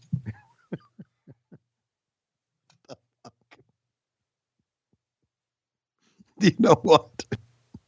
Every time I wear those on camera now, people out around the world are going to say, "Look, he's got those douchebag CZs." Dude, they've been saying that. Oh, Missy Hyatt has made it her mission to get you to pull them fucks out. And by the way, it takes a lot for Missy to ask somebody to pull something out. Stop it. I'm talking about earrings. Like, she is a jewelry person. Got it. It was funny that one tweet I saw of her. She said, "I met Tony Schiavone's son. He does not wear earrings." That was funny.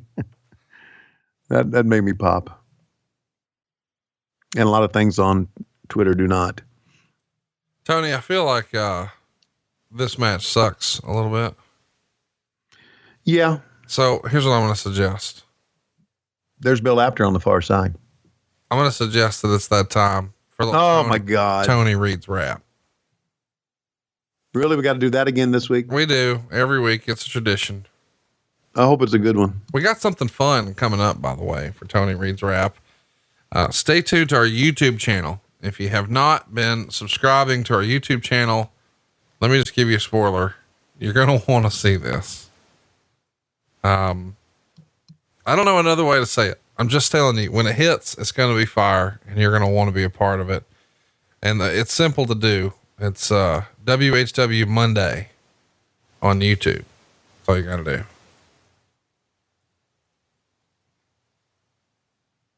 Well, Tony, let me know when you're ready for me to drop this funky beat and we will play this week's selection. Big Timers Still Fly. Still Fly. Now, please keep in mind that these are not pre-read. I'm looking at these lyrics as I'm reading them, rapping them for the first time. So if I stumble through some of the shit, it's because I didn't know. Okay. Ready? I'm right. In 3, 2, 1. What's up, Conrad? It's our turn, baby. Gator boots with the pimped out Gucci suits.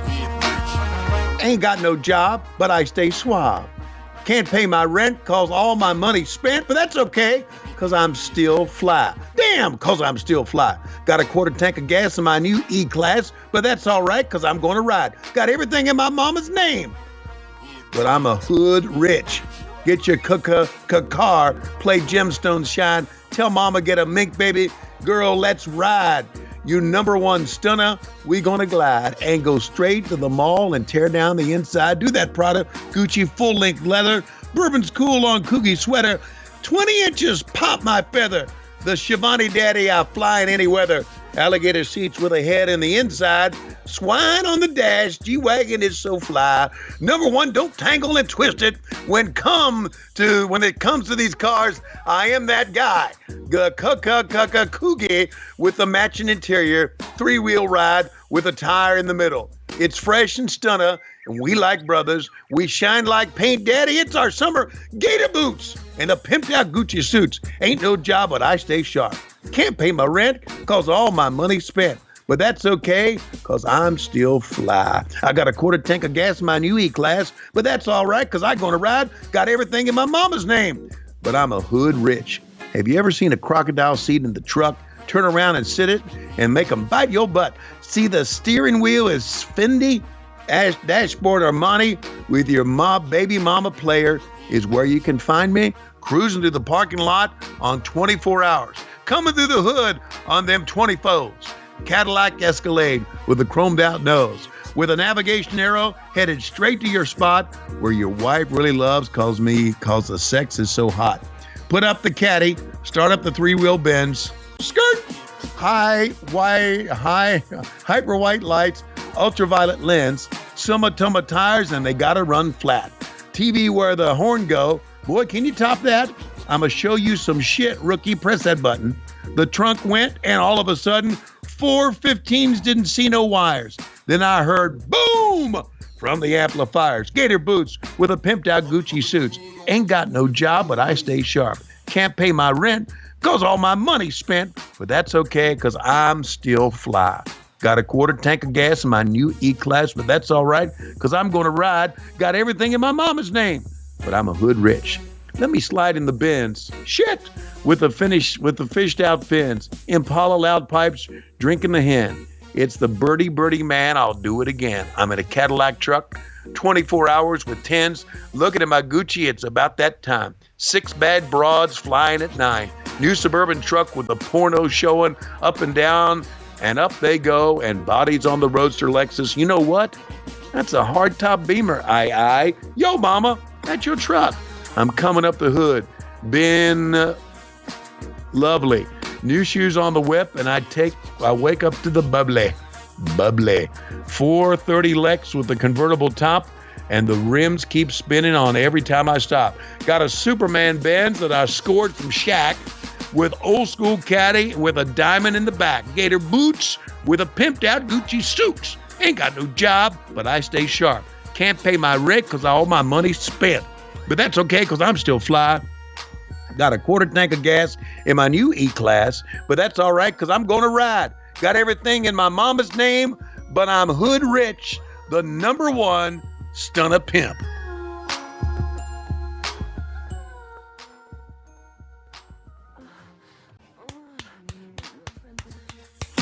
Thank you.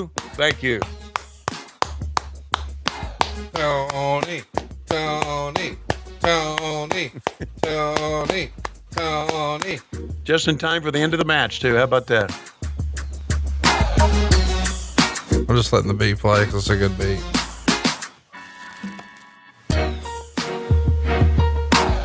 Yeah, well, I thought you would like got everything in my mama name. Some pretty good lyrics there, actually. How about no fellas in that song either? There was one. Oh.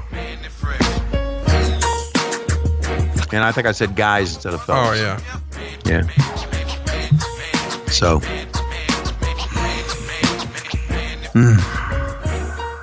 And I'm going to murder me more than one dog here, it sounds like. Fans can't hear it. We're still listening to the beat. Oh, good. Because you did a little speed reading right there. I ain't mad at it.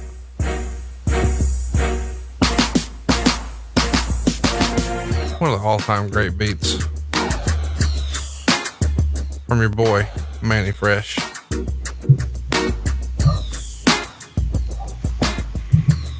When did that song come out? I'm going to guess early 2000s. Okay. Yeah, it came out 2002. Okay. What do you think? It wasn't the worst one we've done. You do understand, though, that I would rather not do it at all. No, yes, that's true. But when it gets right, dun dun dun dun dun dun dun dun dun dun dun dun. Yeah, ding ding ding ding ding ding ding ding ding ding ding ding. What are they doing here? What do you mean? What are they doing? Well, I know what they're doing. This is a intermission, isn't it? Well, they're about to wrestle the Russians. Oh. So they're doing national anthems. Oh, got it. So there's a lyric in there that you never heard the song, but he's talking about how he's got porno playing in his Suburban. Right.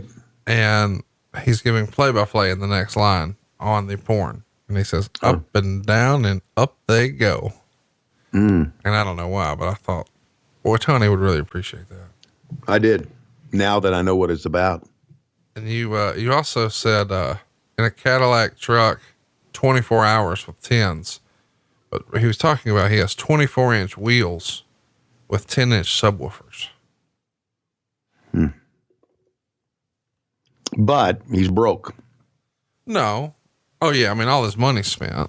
Yeah, he can't pay his rent. Yeah. And if all your money's spent and you can't pay your rent, well, it's time to get a house and do it with no money down at savewithconrad.com. Hey, by the way, me and you haven't spent a lot of time talking about this, but where are you at on your mortgage? Do you know how many payments you got left? You don't have to answer, but do you know the answer?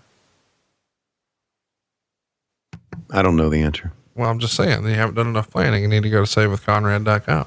Because people walk around and they're like, oh, I got 3 car payments left, or hey, I'm going to have my credit card paid off at the end of the year. But nobody talks about their house that way. They just get used to living without that money. And I think, my granddad used to say the best snake's a dead snake. Well, the best mortgage is no mortgage. So pay yours off faster and do it with cheaper monthly payments. I can help you make that a reality. SaveWithConrad.com. NMLS number 65084, equal housing lender. If you knew about my mortgage situation, it would explode your brain. Well, let me fix it. Nah. All right, fuck it. Dun, dun, dun, dun. Look at Don Kernoodle, the flag bearer. How much cooter do you think Don Canoodle got? Oh, they all got cooter. But how much do you think Canoodle got? I don't know. I bet he got a below average amount. What would below average amount be? Just as in numbers or in quality? Either, both. Tony Schiavone levels. Which would be none. No, I mean, you've got 38 kids. As you can see, Don Cernotto was injured by the what's the forehead. stick he's holding in his left hand? Is he trying to get lightning to strike him? Just finish him off?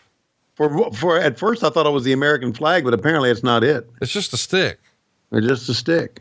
Maybe he forgot the flag. And he got out there and went, whoops. Can't go back and get it now. What Keith Larson is doing in this match, I have no idea. I'm well aware of Ole Anderson. Me too. Tell me about Keith Larson. I don't know anything about Keith Larson. Let's Wikipedia him. 1, 2? I don't know what he is. I don't know anything about him. Let's throw him in our Google machine. He don't even have a Wikipedia. He doesn't? In fact, I just saw an old message board post that says, "Who is Keith Larson?" Apparently he also wrestled as Rocky Kernoodle, someone suggests. Could have been.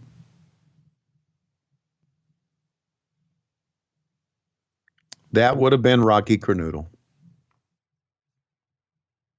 Don and Rocky became a great tag team, or became a very good tag team. I don't know shit about Rocky Kernoodle. It was Kernoodle, but Johnny Weaver always called him Kernoodle, and Kernoodle stuck. What a badass Nikita was here, huh? He's the real life brother of Don. Yeah. Keith Larson became Rocky Kernoodle.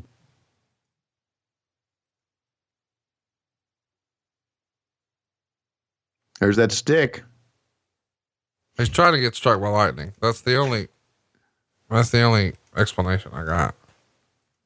Maybe it's his counter to the Russian chain. Since Ivan's got a chain, he's going to bring in a stick. Oh, look how Jack Nikita is over there. Holy shit.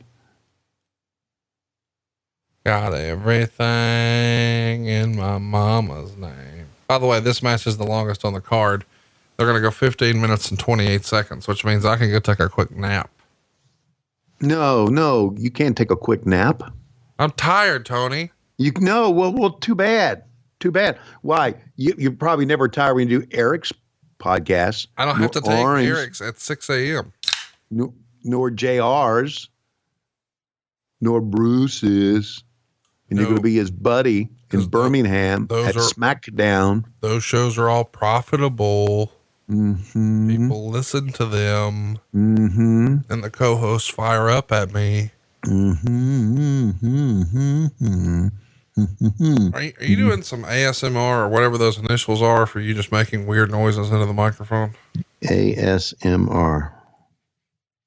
Just making weird noises. Come on, Rocky. Here we go. Go charge those motherfuckers. Go get them.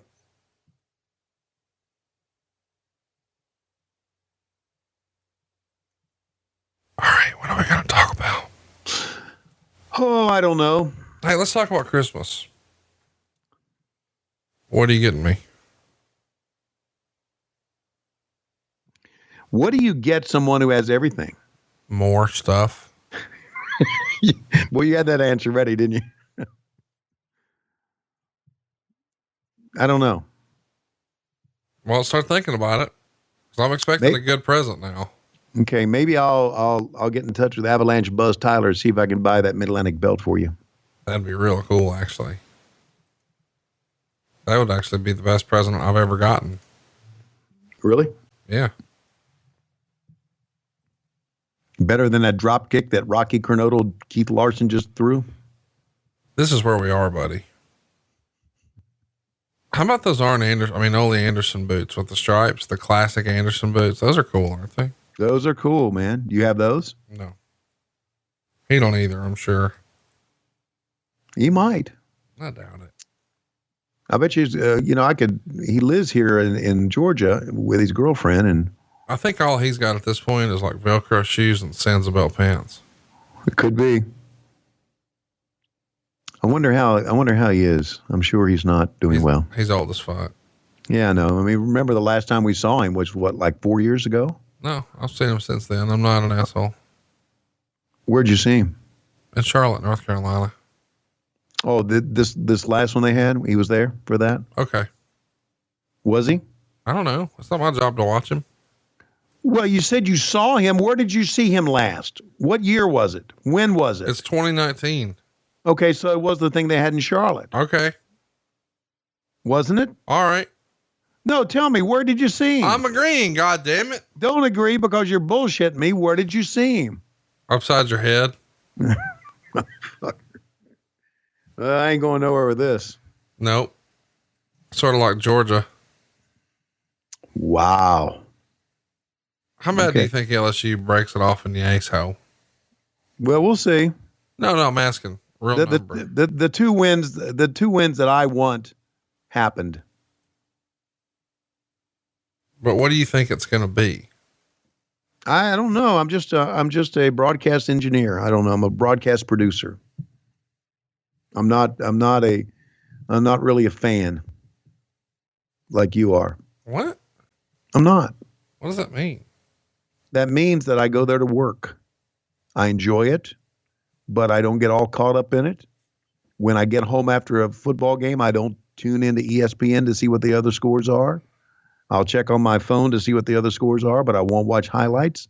Wouldn't watch a football game, college football game, if I wasn't working it.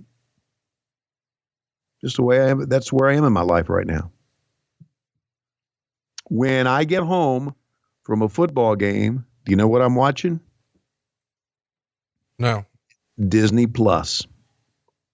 What were you watching 2 weeks ago? 2 weeks ago? Well, because there was no Disney Plus, you motherfucker. Okay. Probably Prime Video. Probably an episode of Bosch or an episode of The Marvelous Mrs. Maisel. So you don't enjoy football. You just enjoy baseball and shitty wrestling. I enjoy baseball and wrestling. Yes. And Star Wars.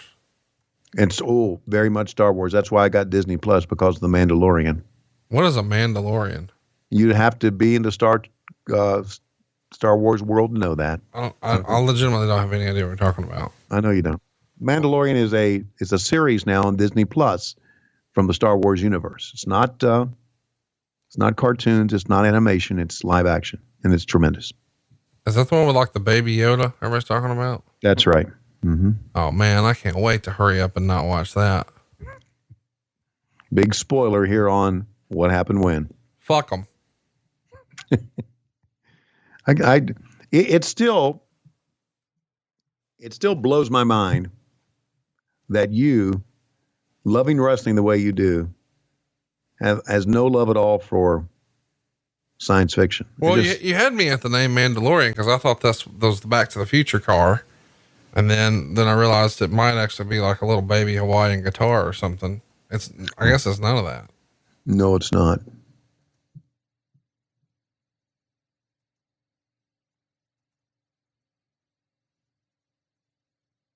Fucking Ole could work, couldn't he? Really? Man, he could.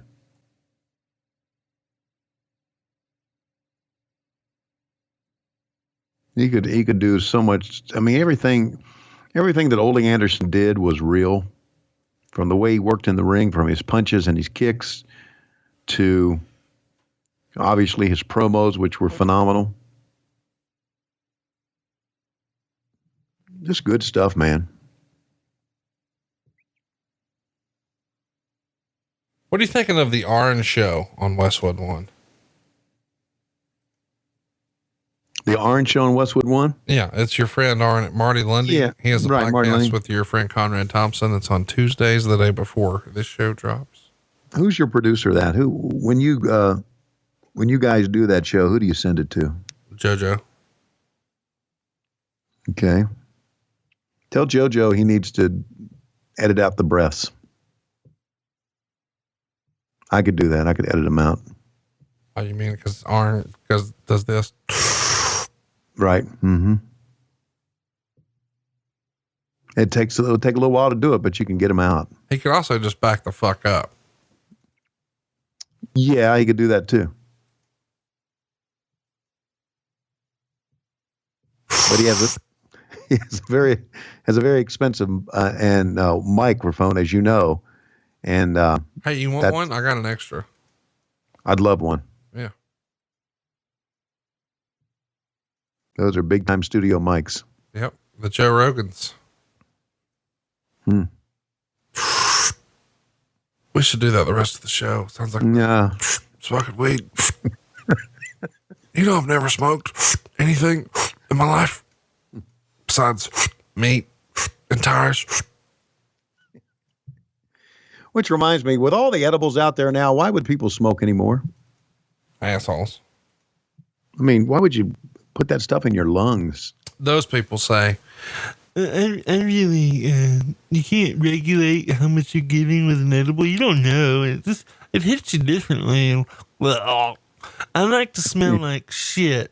I want my breath to stink. I want my facial hair to stink. I want my hair to stink. I want my clothes to smell like skink. And then some of these assholes are going to be, I like the way it smells. Yeah, well, why don't you shit in your hat?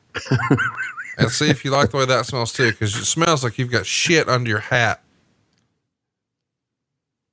Eat a fucking gummy like everybody else. How about all the edibles that you had backstage at Zany's in Nashville? Wrong. I know for sure. I did not eat one of those. I know for sure. I know you're lying now, motherfucker. It's the first time I've ever had an MLW referee give me drugs. I'm just kidding. He's not an MLW referee. God bless him. Dude, you fucking ruined that guy's life. He's just back to calling indies in Tullahoma and Hazel Green now. And Court Bauer unfollowed me on Twitter. Well, probably because you were shitting on him for not using Doug Markham. No, he unfollowed me before that episode dropped, smarty pants. Well, what did you do to him? I was friends with you and you fucking left him for AEW. No. And then you were shithead about our podcast going to Westwood One. And now look, he quit linking our shows. He unfollowed us. MLW doesn't even follow us. And I've been jacking off their product from the beginning. And they fired my referee buddy. I feel bad for Mance. He may be next and he don't even know it. Yeah. Cause we've put him over. That means, you know, court's gonna whack him. What did you think of the bear hug? I think it sucked. I loved it. It's horrific. Why would you not just headbutt the guy or punch him or elbow him? Kick him in the sack meat. But no, look, in the course of telling a story, it was great.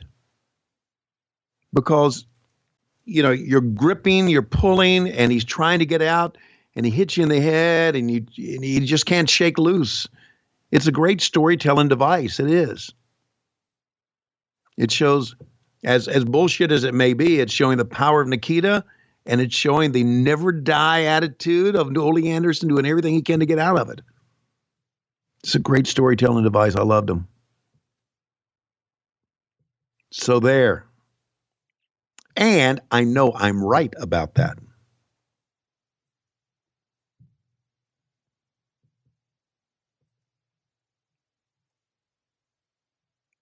Hello? I'm just listening. Okay. Just thinking about who else works at MLW that we're about to get fired or in trouble. Court's not like that. Listen, Court is a great guy. Oh, I know, dude. I'm busting balls. You know that. Mm-hmm. Court's been cool with me for years and years and years. That's what we do. By goddamn, Tony, do I have to explain our gimmick to you now? Well, no, I had to qualify it because one time we got on here and we were busting Court's balls, and Court sent me an email. He said, "Do you and I have heat?" And I went, God, shit. Are you serious? Court. Yeah. I said, damn, Court. So I just want to let Court know we're busting balls. We love you. We do. And it's a pretty damn good match. Don't tell Court, he'll cancel it.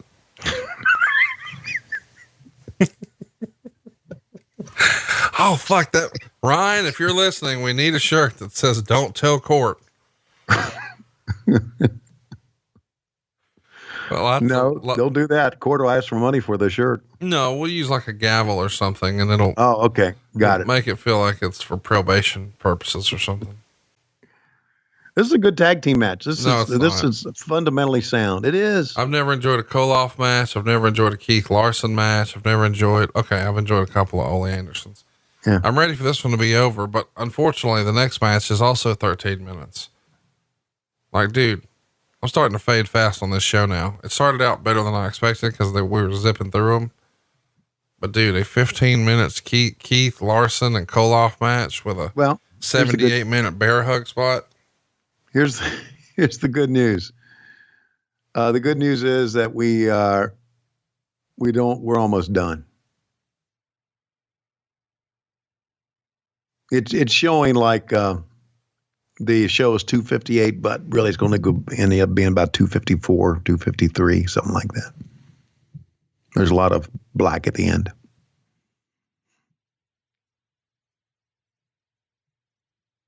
Yep, this is good. This bear hug is, man, they're working this.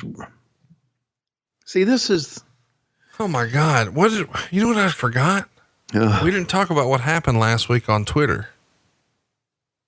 Did it involve Jim Cornette? No, last week on Twitter, CM Punk said, "Wow, I'm trying to catch up after missing 5+ years of wrestling." Of course, 2 weeks ago, CM Punk came back. Not for Starrcade. Of course, I did that in August. This is November, and WWE finally got around to playing catch up ball with Fox and FS1, and Punk debuted as a correspondent there and one of the talking heads on that show. And he's like their Troy Aikman. He's like their Derek Jeter, as far as the expert on the subject matter. And he tweeted out, I guess it was last Monday. Hey, I've missed 5+ years, but I'm doing my best to catch up, and I'm going to pull no punches or something like that. I'm just paraphrasing, but he tags all his co-hosts on the show. And then the last two people he tags are Vince McMahon and Tony Khan. And Tony Khan responded and said something like, I thought you were, the only time you tagged me is when you were grasping for leverage, or no, I'm doing it wrong. Let me correct it. Punk said, essentially, no one is safe. And Tony Khan said, no one's safe. Wow. Sounds like a WWE plane in Saudi Arabia. Whoa. And Randy Orton chimes in and says, what's that old thing about glass houses? And it was a controversy with Tony's dad. And Tony said, boy, I thought you only tagged me whenever you needed leverage for a new deal. Wow. But that's a made up story. Nothing to it. It's years old. But in the time since that story was posted, you said the N-word on Twitch. And then, Brandy Rhodes responded and said, that's it. It's over. That's a TKO instead of an RKO. And Charlotte from WWE rolled her eyes and said, but with an eye roll emoji, please. And Randy Orton finally responded to Tony Khan and said, "Hey, Jacksonville Dixie, if I want to talk business, I'll talk to your dad." And of course he's referencing Dixie Carter from TNA. So it was an absolute meltdown. That CM Punk got started accidentally. Tony responded, Randy responded, Brandy responded, Charlotte responded. Just a lot. I was paraphrasing all that, but that's pretty close to what happened. What say you, Tony?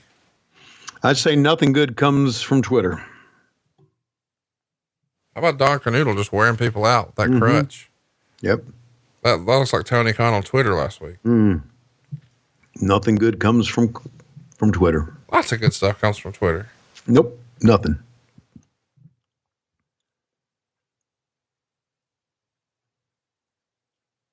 Sir, there's some good people on Twitter, but nothing good comes from it. That all in the end is blah. Well, where are you at on it? On Twitter? I assume you're on the WWE side of things. I'm not taking sides here. I'm not getting involved in this bullshit controversy.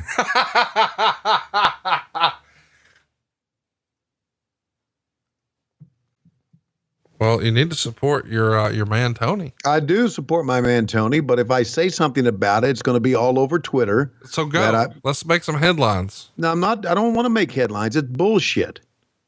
It's bullshit. All if right. you want to keep, hey, here's the deal. If you want to keep shit off of you, don't jump in the fucking sewer. Let me ask Remember you. that. All right, since we're talking about sewers and shits. Yeah, how's things up in Vermont, you think, with doo-doo trucking? No, not that. Okay. By the way, Doo-Doo Trucking will be here for the No Holds Barred Christmas. Of course he is. Anywhere there's alcohol, he's going to be around. Well, so here we go. You ready for this? Yeah. Last week, you may have missed this too, because I know you don't watch politics, and I'm not trying to have a. Oh my God! Don't start with politics here. Hang on. Hashtag Fartgate. Hashtag what? Fartgate. Fartgate. Okay. Where you at on it? I don't know anything about it. When you get done, I want you to jump on Twitter, because you said nothing good comes from Twitter, and I'm going to prove that wrong. Okay. You're just going to type in hashtag Fartgate. Okay. I can tell you don't believe me, but here's the deal. This guy's giving a report on the impeachment hearings, and it sounds like he rips a shit. Here's what it sounds like. Ukrainians to help them cheat an election. And the complaint that I've heard from Republican taxpayer dollars to ask the Ukrainians to help them cheat an election. Now, the lot of debate. Where was that from? What network did that? I don't remember. Yeah. Let me tell you what happened there. MSNBC. It's a phone vibrating on a table. Okay. All right. Right? Gotta be. Yeah. Well, it is. Who gives a flying fuck? No, we got to get to the bottom of hashtag Fartgate. We got Ricky Steamboat and Tully Blanchard, potentially the best match of the card. Well, let's talk about the goddamn Fartgate. No, I don't want to talk about Fartgate. I don't give a fuck about Fartgate. I don't give Fartgate. I don't give a fuck about Twitter. Wait. Fuck. What if we do a little bonus episode for Patreon and we call it Fartcade? Fartcade. It's just me and you and Silva going to Rosie's, wearing out a bunch of Mexican food, coming back, watching shitty wrestling, and just farting directly into the microphone. That's horrible. We'll borrow, it can't be worse than Cassio's Cut. No, there's nothing worse than Cassio's Cut. Can you believe that's a real podcast? No. By the way, I heard through the grapevine. Are you ready to laugh? Yes. I heard through the grapevine that Paul Bromwell, who we both know to be, for the most part, a well-adjusted, well-educated, modern man. Yes, Paul is one of the best. I mean, has his shit together, professional yes, he guy, successful, smart, or so I thought. Uh-oh. He is pitching Jay-Z on doing a podcast. And I know what you're thinking. What's the format? No. It's just the story of Jay-Z. Okay. All right. What would that sound like? Just him drinking a bunch of vodka, Red Bulls, and making shitty pizza? The story of Jay-Z. Yeah, it's the Jay-Z Flair podcast. And this is going to be a weekly thing. This is not like an 8-week run and that's it. I hope it's a daily. Today I went down to the Bojangles. I cut a promo on the cashier and then I got me a sweet tea. And then I went and busted some bad guys. Came back to Bojangles. Even though it was lunchtime, I still wanted another chicken biscuit. So I got it. But what you don't know is that you should get a cheddar bow. That's a chicken biscuit with a piece of cheese on it. When I got done with that, went and busted some dope heads. Then I came back for supper, decided I'd had enough cheddar bow. So I called the wife and she put out some white bread, stretched it out across a pan, put just Kraft singles on it, squirted some ketchup, made ourselves a North Kakalaki pizza. And I don't know why Tony Schiavone keeps texting my wife.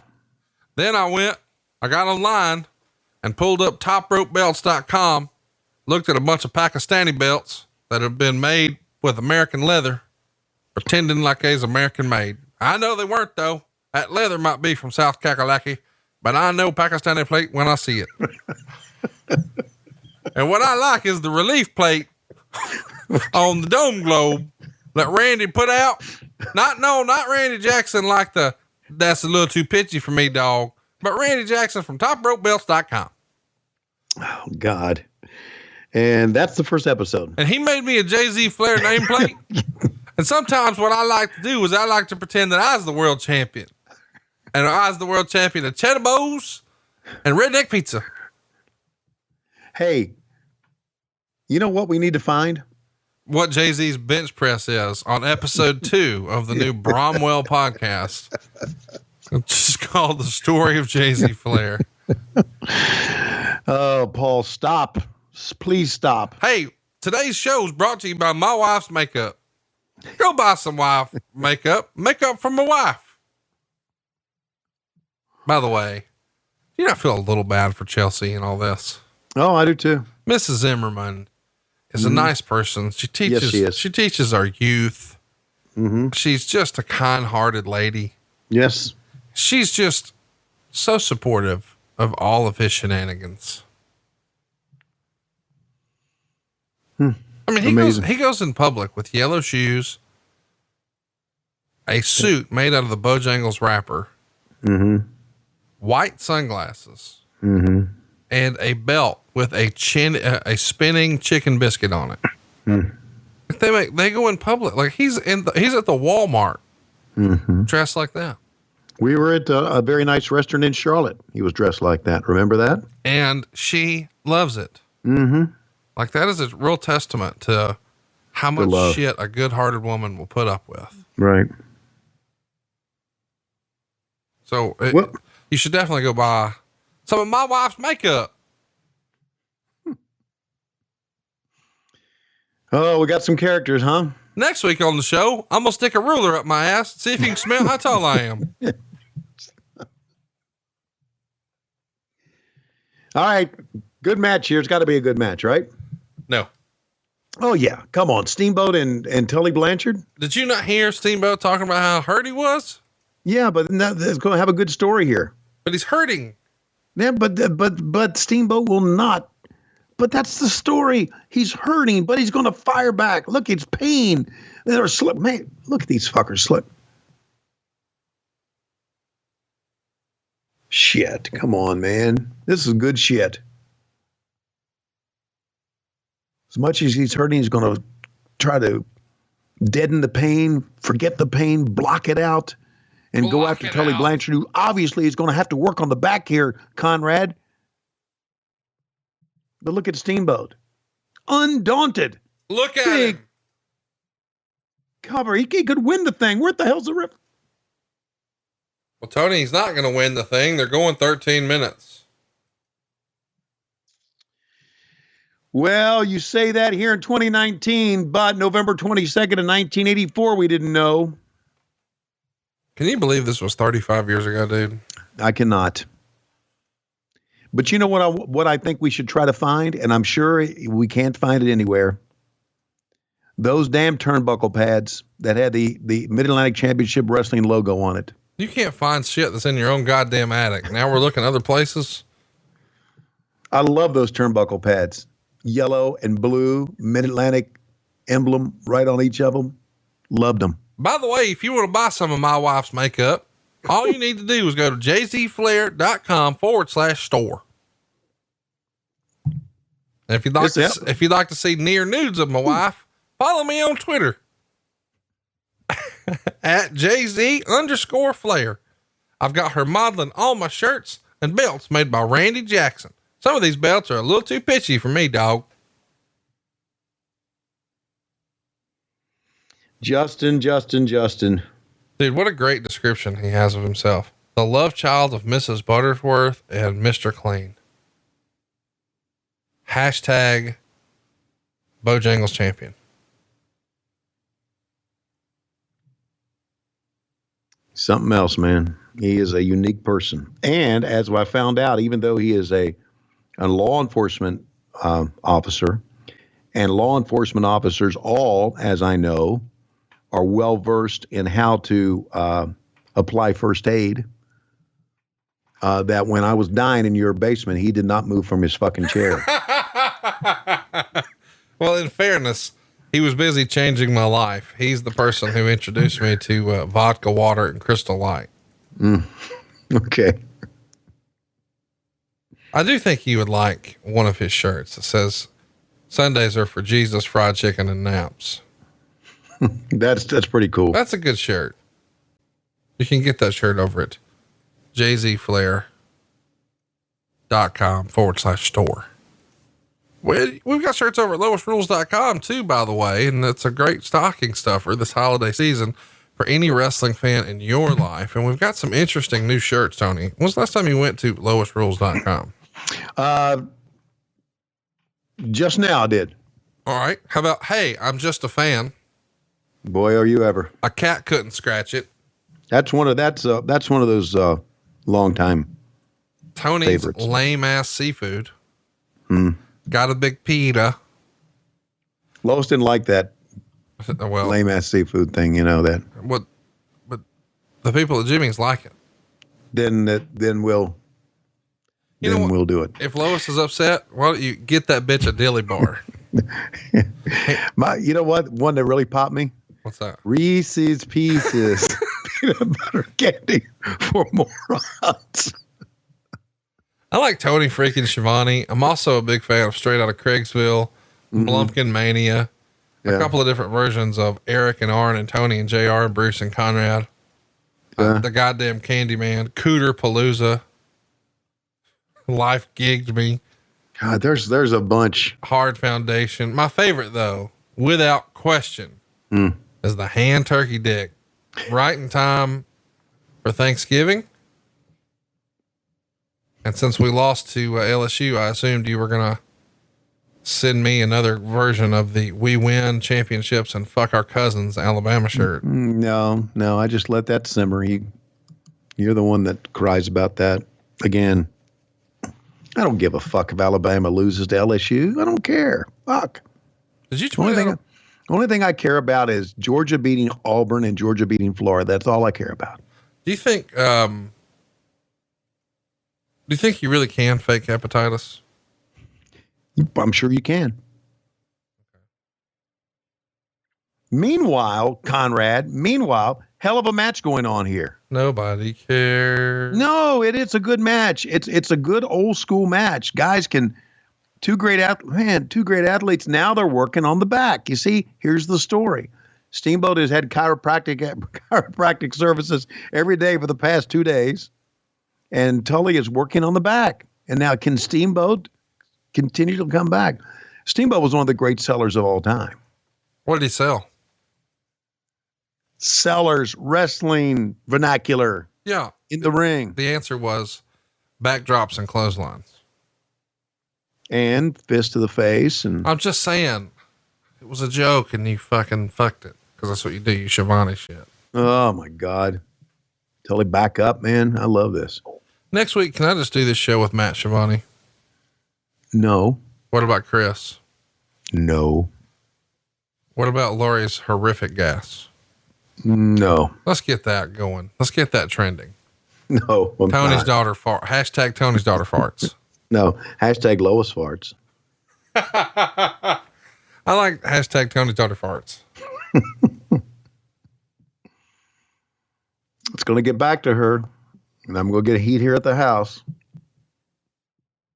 Take a look. You know, one thing is this thing was sold smack dab out, and they also had this thing was also on closed circuit to like Spartanburg, Greenville, probably Columbia, South Carolina, all the strongholds in the Crockett territory.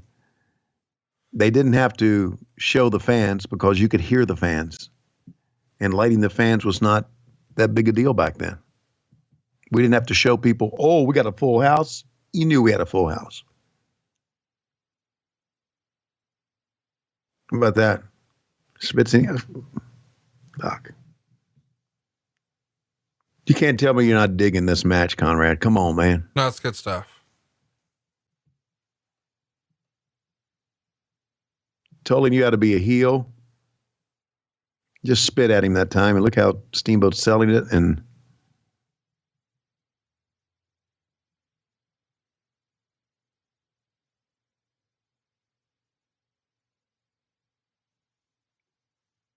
the good old days, man. That was a high impact shit right there. yeah, you know what? I think this is kind of like the low key 5-star match of the show. Why don't you start calling this one? Nah, I don't call matches anymore. Boy, do you know it ever. Woo. I just say, yep, JR, you're right, JR. Which is the way I like it. Oh, boy, Steamboat could throw a working punch too, man. You know, you had to have an aptitude for it. And in this day and age, you know, there's so much talk about, and rightfully so, and about the Performance Center and training wrestlers. And I always thought that you can train as much as you want, but the way to really learn your craft is to work every day. And that's what these guys did. And that's why they were so good at what they did. They worked every day. They learned, it was on the job training. Until they got opened up there. He's been lacerated. Oh, man.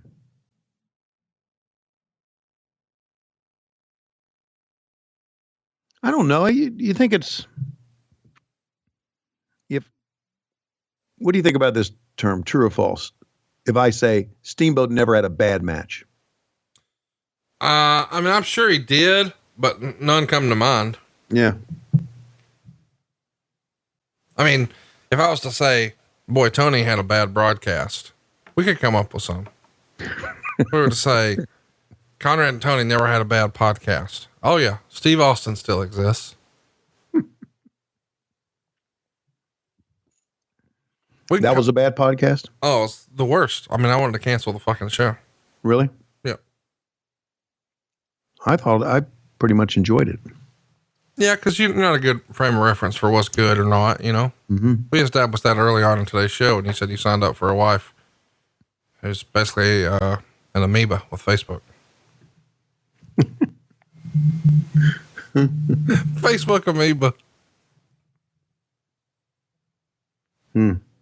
Just got a text from Jay-Z.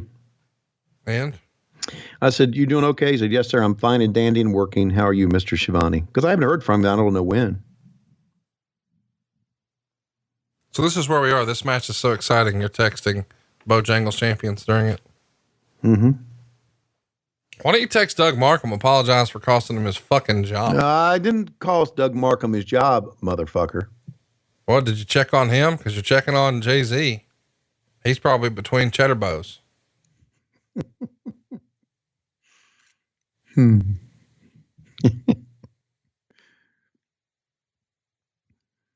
I'm digging this match, man.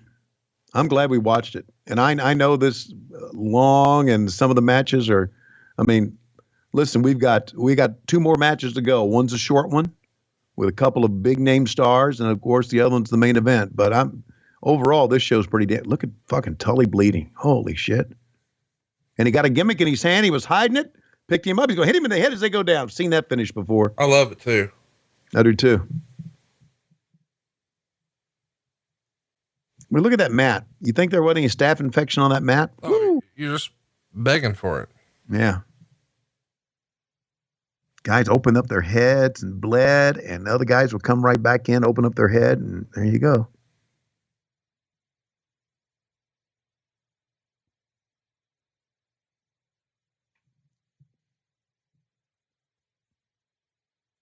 What's your favorite Tully opponent? My favorite Tully opponent was always Dusty. Me too. I thought Tully was such a great worker, and that he drove Dusty to some of his best matches. And of course, the baby doll storyline and all that was really cool.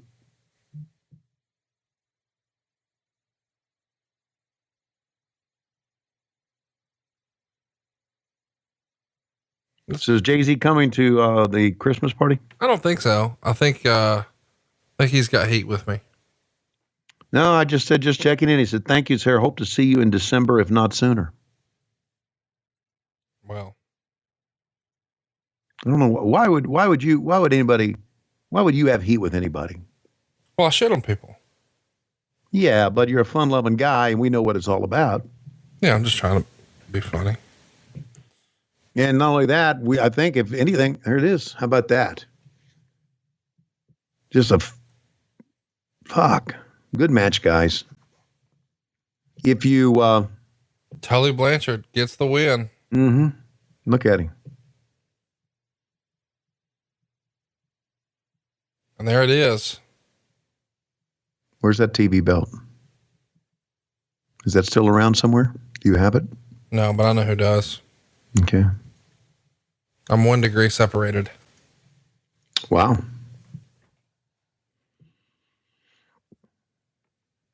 Well, a week later, I wonder how Francine's doing. Hope she's doing well. No, she's been having some health problems. Just thought I'd throw that out. I wanted to say hello to her. We're going to be seeing her on one of our podcasts coming up soon. What? Oh, yeah. But you were inviting her to something. I'm like, what? No, I mean, we're going to be watching an ECW show. I think you have to buy some things off her Etsy store if you want her to show up. Look at this. Here's your finish. No laugh about the Etsy store. Fuck you. Bam. Put the gimmick right back in his pants. And 1, 2, 3.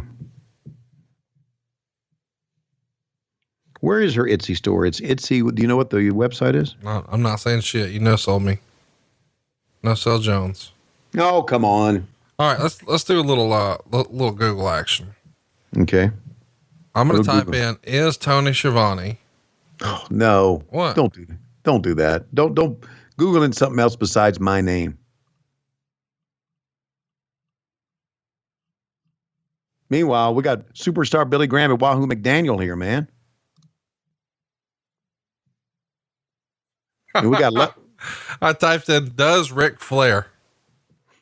You want to guess what the top suggestion is? Yes. Does Ric Flair have brain damage? We knew that back in '84. Well, the sixth one down. Does Hulk Hogan have hair? Here he goes. You know what his music was coming out? Of course, it's not here, but he would come out. Everybody was kung fu fighting. Them cats were fast as lightning. Whoa. Hey, so if you type in is Vince McMahon, the sixth one, yeah, related to Ed McMahon. Wow. Boy, Billy Graham was a big star back in the day, wasn't he? We're talking about way before this.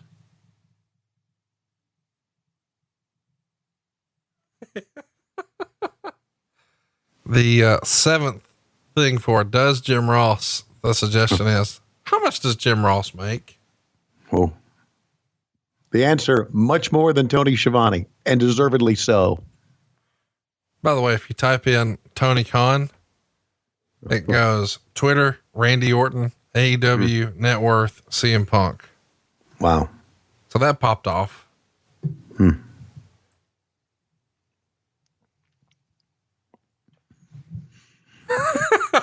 Is Fartgate real?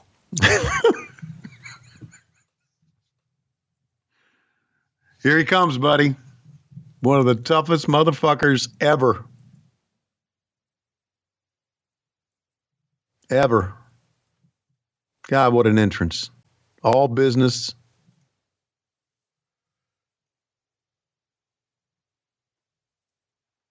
That belt's in Louisiana, and it's badass. It's a U.S. title belt? Mm-hmm. It's the same one that had paint on it, just eventually the paint came off. Well, okay. I guess y'all called it the 10 pounds of silver or some shit like that. Okay. Fucking. Boy, what was that noise over there? What's that? Did you just vomit on the mic? No, I think it was my tummy rumbling. Fartgate. Fartgate 2.0. By the way, shout out to Tony's daughter for making a run in on the show with her farts. Wahoo McDaniel, man, God, this is, you know what? I'm digging this. No, you're in a full blown nostalgia orgasm right now. Yes, I am. I am fucking digging this, buddy. And this match doesn't go long, does it?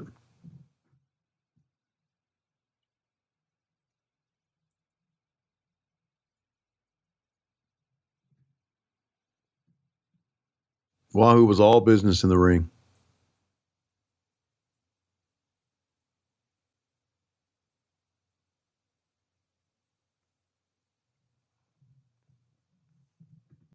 By the way, if you type in why do farts? Are you that bored with this that you got to do I'm here in full nostalgia mode and you're Googling farts. What the fuck is wrong? Well, you want to do some more rap songs? No, I don't. I want to watch this match, buddy. This is Superstar Billy Graham and Wahoo McDaniel. Well, two legends. Here's a spoiler. It's going to suck dick. Oh, no, it's not. Superstar was not having good matches here.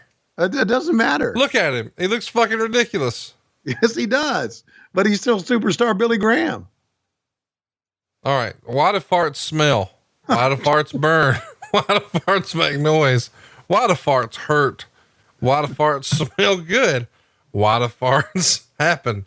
Why do farts smell worse than water? Why do farts smell like eggs? Why do farts smell different? Why do farts linger? This is horrible. This is absolutely horrible. By the way, if you type in what happened when, the first suggestion is what happened when podcast. Okay. The second is Brooklyn tried to integrate. The third is I was born. The fourth is Patreon. So how about that? 50% of the top four. The fifth is Jesus was baptized. The sixth is Rome fell. The seventh is I went vegan. The eighth is Eve ate the apple. And the last one, you die. Yikes. Okay, well, we're on top. That's good. Ooh. Wahoo laying them in, baby.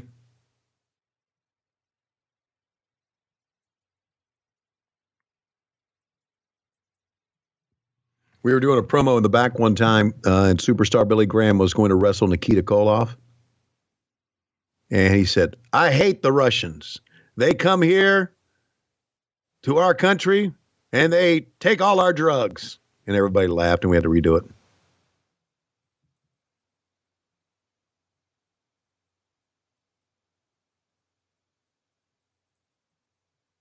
Superstar Billy Graham and Bruno Sammartino was quite a rivalry at one time. And they brought Superstar Billy Graham in when Flair broke his back, I believe, if I'm right, and boy, he was a pretty good heel. Wasn't the greatest worker in the world, but he was a pretty good heel.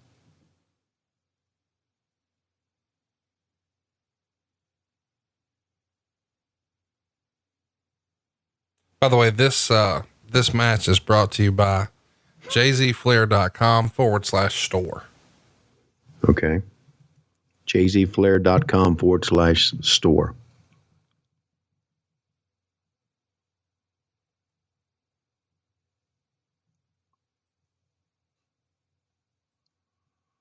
Well, so talk about this match because it sucks. I hate it. No, it does not suck, man. Look at this. Billy Graham sucks, dude.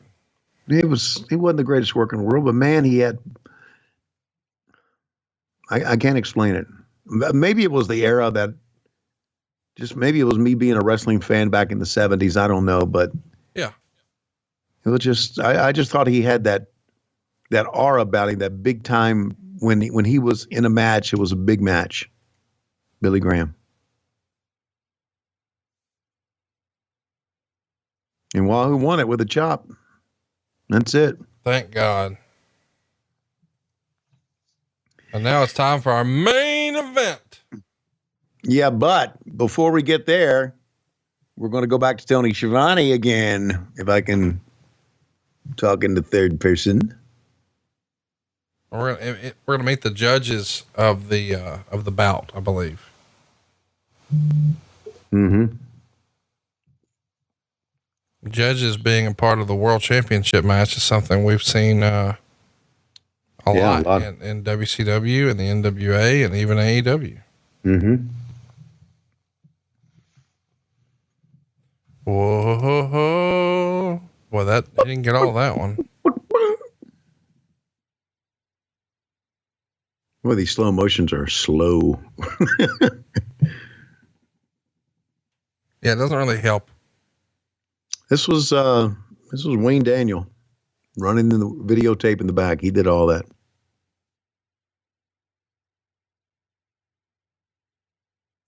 There's that guy they had. He's going to peek around the corner again, I do believe. You reckon they got any goddamn pimentos in there? If they got pimentos, I might slide it underneath my wiener meat right here.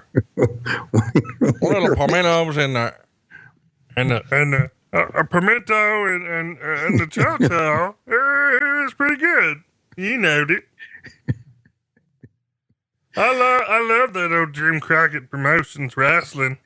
Oh man! Well, hey, we're going to show this again. Yeah, sometimes when I can't get to sleep, I just watch Starrcade 84. It puts me right out. Then you're not a real wrestling fan. And fuck it, I ain't a real wrestling fan. I loved old Harley Race. Oh, we're going to third time showing this. Gene Kiniski, 1, 2, 3. Go back to Sully's leg. There you go. Well, he's selling his goddamn ankle. He must have had the Tua injury. Better be careful. They'll break his goddamn hip next week.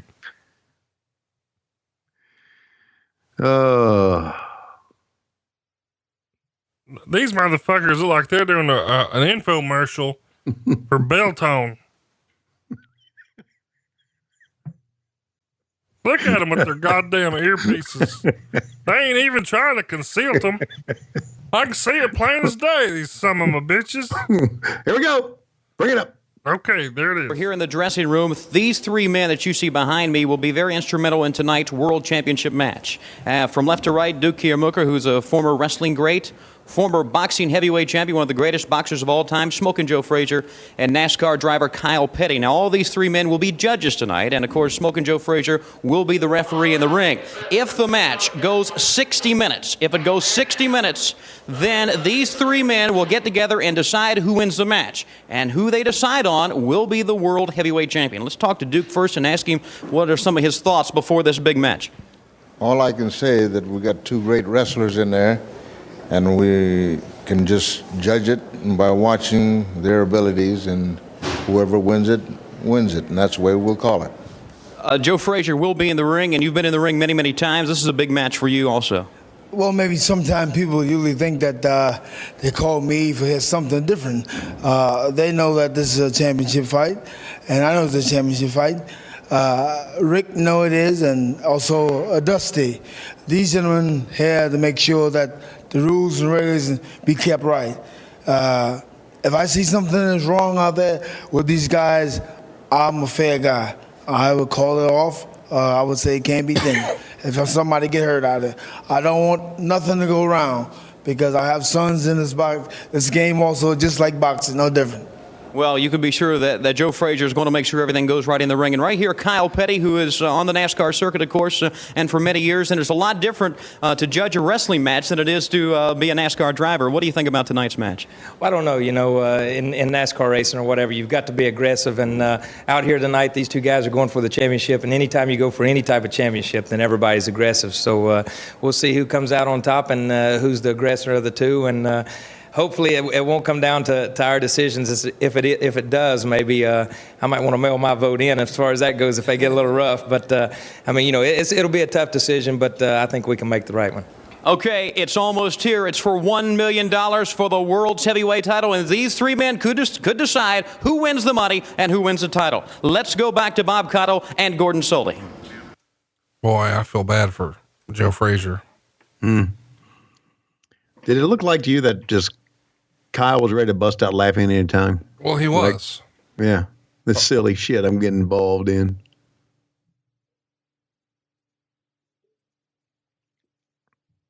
From Randleman, North Carolina, right outside of Greensboro. But there's Duke Kiamuka. He's going to Duke Kiamuka. Duke Kiamuka. Duke Kiamuka. Duke Kiamuka. Everybody love that Duke Kiamuka. How do you like it? Duke Kiamuka. On a glass coffee table, meat underneath. On a glass coffee table, meat underneath. On a glass coffee table, meat underneath. Duke Kiamuka. Duke Kiamuka. Duke Kiamuka. We've watched so much that we're now punchy. But the main event's coming up here. Main event time. Main event time. Boy, taking a long time to get to the ring here, some bitches. Come on. About 30 minutes left in this show. Well, because it's only a 12-minute match, but then there's tons of post-match horse shit. I'll talk to Flair. I'll talk to Dusty. Motherfucker will push me. I'll talk to Joe Frazier asking how that pumpkin pie was. Look at that big-time look, though, man. Police coming in, walking fast. Looks like a star. Yeah, he sure does. Well, he was. Is. Always will be. Forever. So we didn't talk about it, but what's on deck for the Schiavone family Thanksgiving? I'm going to be in the air during Thanksgiving. You mean today? Today. Yes, I'm in the air today. I'm doing this on an American Airlines flight between Maui and Atlanta. So you took the whole family to Hawaii for Thanksgiving, Shit, huh? No, I did not. I went on my own. The Maui Invitational with the Georgia basketball team. 3 days. Monday, Tuesday, Wednesday in Maui. Flying back all day on Thanksgiving. Back in time on Friday morning to land to go right to Georgia Tech, set up the broadcast, and then go do leads for AEW Dark. So what's your favorite Thanksgiving item you expect to ingest today? Well, again, I don't want to we got into this argument on if you're a follower of ours on Patreon, and we talked about this on a bonus podcast. I remarked that Lois is the best. Nobody cooks turkey as good as Lois. Fuck you. And see, there you go. Fuck you. You took advantage of. You took exception to that because you think you do. Well, I know it's better than Lois's. No bullshit. She cooks the shit in a fucking oven, bro. Oh, and you cook yours in the big green egg, right? You got it. And that makes it better. Yeah. Okay. So I love turkey. I love dressing. I love mac and cheese. I love broccoli casserole. I like rolls and butter. Rolls and butter. Rolls and butter, baby. Slather that butter on, eat. But really my favorite of everything Thanksgiving is pumpkin pie. I just fucking love pumpkin pie. We're not doing pumpkin pie at the Conrad Edison this year. Well, what the fuck's wrong with you? What do you mean? Why? What are you doing? Not doing mincemeat, are you? What is minced meat? There you go. Thank you. Lois loves mincemeat. It is fucking putrid. But what are you? What is it? I don't know what it is. It's like it's got like booze in it. Oh, well, that's why she likes it. Yeah, that is. Wait, so this is a pie, you're saying? It's called mincemeat pie. Most people have heard of it. So it's a meat pie. Yeah, it's got meat in it. So, well, that's like a nickname for your high school girlfriend, right? Mincemeat? Yeah, meat pie. So what are you having for dessert? Oh, we'll have chocolate cake. Chocolate cake? We'll have lemon pie. Okay, that's good. We'll have some bundt cake. Bundt cake, okay. And I don't know, Megan may break out a cheesecake. I don't know. She's good at that. Right. Well, it's not Thanksgiving, that pumpkin pie. No, we don't do that. I think pumpkin pie and pecan pie, those are for the elderly. Which you will be one day. Yeah, but I'm not today, so we're not having it. Now it is casserole city though. Mm-hmm. Broccoli, squash, sweet potato, hash brown, corn, green bean, casserole city. Love it. And Heather Silva, I think I told you. Bringing ham. Dave Silva. You gotta try her ham. she makes a really good ham. That is so spiral and glazed. It's delicious. That is so spot on, Dave Silva.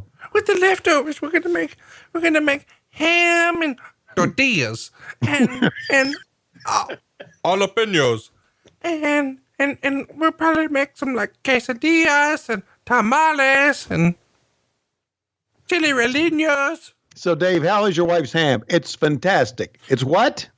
Oh, it's fantastic. No, it's fantastic, Dave. Not fantastic. Oh yeah. Yeah. You ever notice that whenever Dave Silva reads, he moves his lips? No. He's like a fucking toddler. He can't read without moving his lips. And here's the thing, like he's ESL. And so I get it. Like if I would probably be moving my lips trying to speak Spanish or read Spanish too. So All right, here we go, man. This is an iconic match. Here we go. Dusty Rhodes, Ric Flair. I have these boots of Dusty's. Yeah, I know. I've seen them. As seen on the WWE Network. Big time feel to it, wasn't it? I mean, we built it up right. Put Joe Frazier in there. I love all the ringside photographers. Yeah.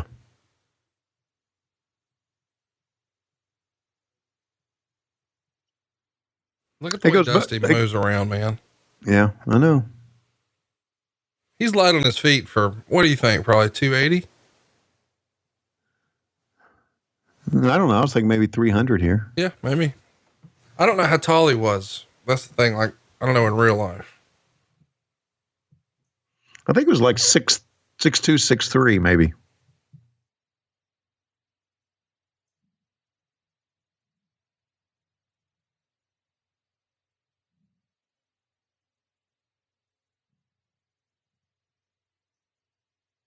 One, two.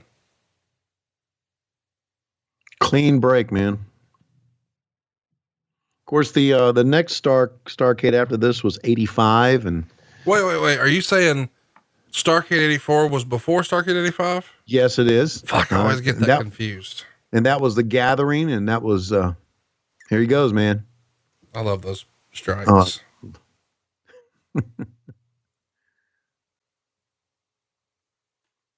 He had such timing in the ring, and So Dusty Rhodes and Ric Flair for the world title again. Is your main event in Starrcade 85. Mistake? You for it? 80, 84, 85, 86 was the night of the Skywalkers, remember? Yeah, it's Flair and Nikita. Yeah. 87, which we've covered, is Flair and Garvin. You know what 86 was going to be, don't you? What? It was going to be Flair and Magnum, with Magnum winning the strap. Oh, yeah. Yeah. And your boy, Ricky Morton, has insinuated that 87 was going to be Flair and Ricky Morton, but Ricky wouldn't break up the rock and rolls. Well, Flair and Ricky Morton wrestled at the Great American Bash in Charlotte. I can't remember what year that was. It may have been 80. That was probably 86, 85, 86. That was the main event. Starrcade 88 is Luger. Starrcade 89 is Sting. We talked about that Future Shock, Iron Man Challenge or whatever. Starrcade 90 is Sting and Black Scorpion. Yeah.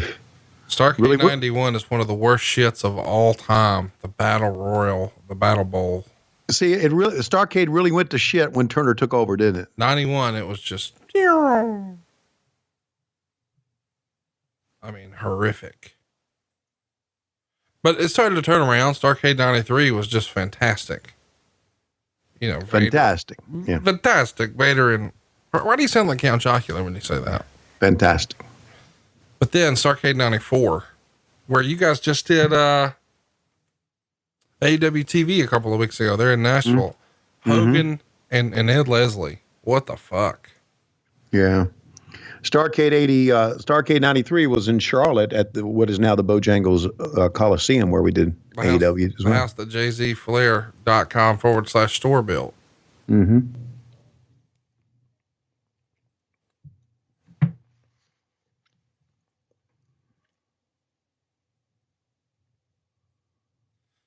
Shout out to Corey, who tweeted out right around Thanksgiving. Someone drew a hand turkey on the whiteboard in my office, and all I see when I look at it is dicks. Thanks, Tony Schiavone. Yeah, blame me for something that Conrad came up with. Wait a minute. Why are you being negative about your idea? I'm not being negative about your idea at all. But at lowestrules.com, that's pretty much whose nutsack and dick did they trace for that? That's Ryan, our t-shirt guy. That's his dick? That's his cock and balls. God, Ryan. Thank you for taking one for the company. Yeah. And those are the colored pieces are his personal collection of butt plugs. Shout out to old Red Legs Robbie for picking Red Legs Robbie, yes. He picked up the Look Ma No Hands Hand Turkey Dick shirt. Mm-hmm. Shout out to Scott Schober picking up the Eric and Aaron and Tony and JR and Bruce and Conrad shirt. Hey, and appreciate the front row love we got with the Lowest Rules t-shirt a couple of weeks ago in Nashville. Yeah, how about that? And then that gentleman, which we met him, and he came and took a picture with us. Remember? Oh no, he came into to Zany's, took a picture with JR and me. And immediately I got a text as soon as that show hit. Lois said, "Hey, my shirt's in the front row." I said, "Yeah, it certainly is." I bet she gives me no credit for that shirt. Oh, no, she probably doesn't. Of course not.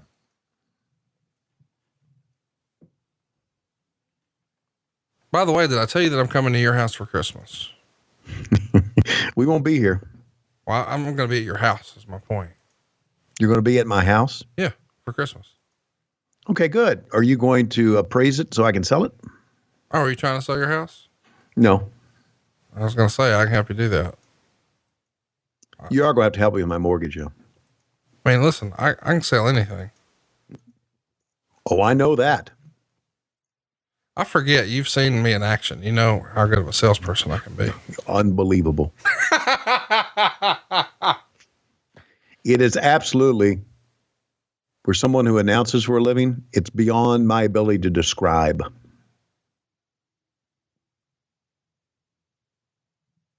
Boy, Flair right here looks like a bunch of spilt fuck, doesn't he? Yes, he does. As a matter of fact, the only thing I can say is that you may be the greatest seller in the history of our great sport.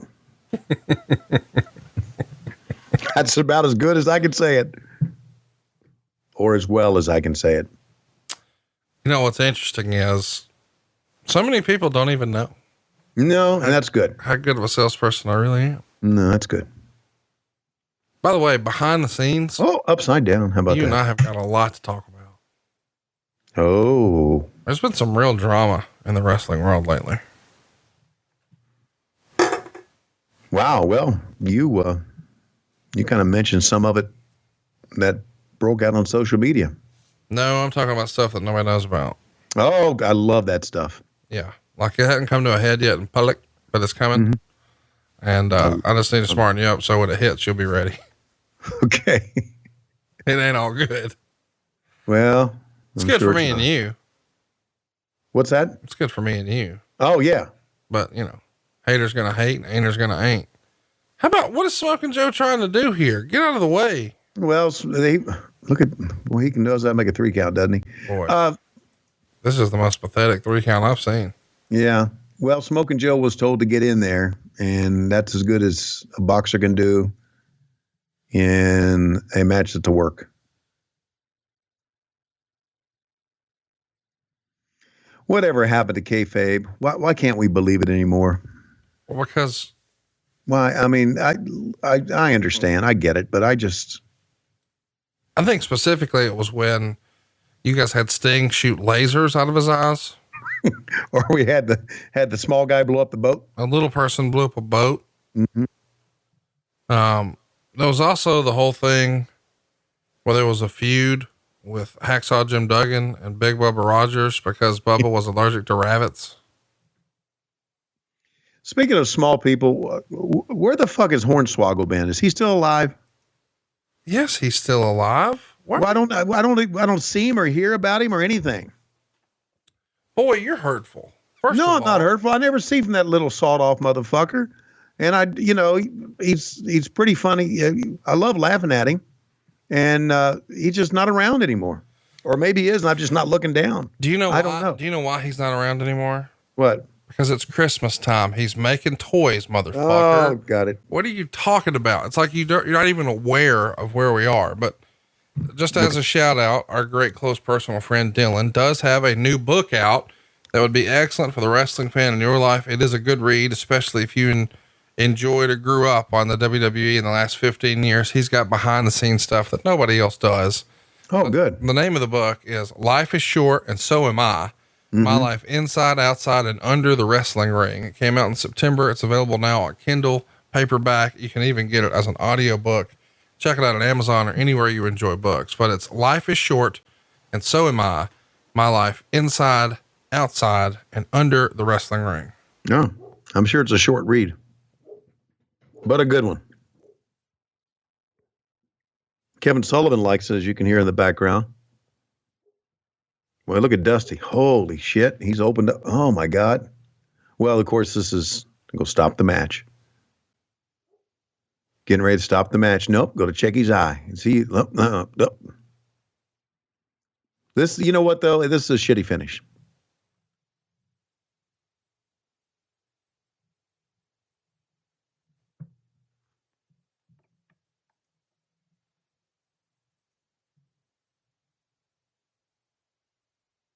Flair going back to the attack.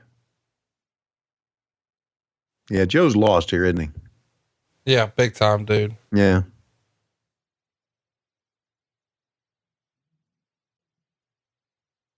Dusty jumps up like, fuck you. Oh, see, it's good shit, man.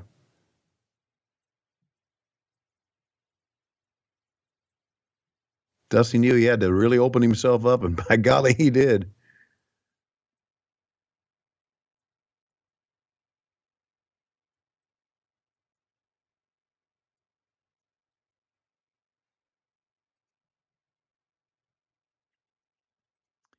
Well, you What's he doing? This is shit, man. Yeah. He's going on. He's down. He's talking to Duke Kiamuka. Duke Kiamuka. And Duke says, check the eye again. That's it. They're stopping the match. Yeah. So let's play a little audio here. Now, wait a minute. What's happening here? Hold up. Just a minute. We're holding up the match. Frazier checking the cut. He has stopped the match. Smokin Joe Frazier. He has stopped it because of the cut on the eye. Well, it's the only conclusion I can draw here. I can only conclude that that cut was so severe and perhaps in the eyelid itself. Yeah, he didn't want to risk any permanent injury to that eye, I'm sure of that, and any permanent damage. And, hey, wait a second. This? Rhodes started to go after Frazier, I believe.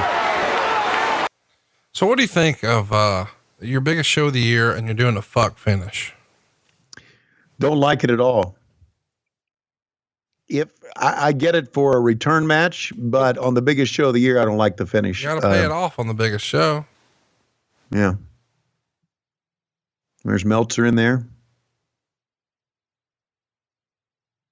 I'm sorry, it's Brian Adidas. Adidas. And there's $1 million from Jim Crockett. I'd go cash that right away. Duke Kiamuka.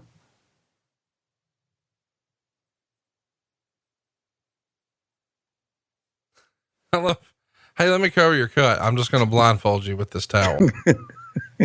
I'll. And he's like, wait a minute. Okay. I can't see nothing. Not my left eye neither. There's a Starrcade 84 shirt.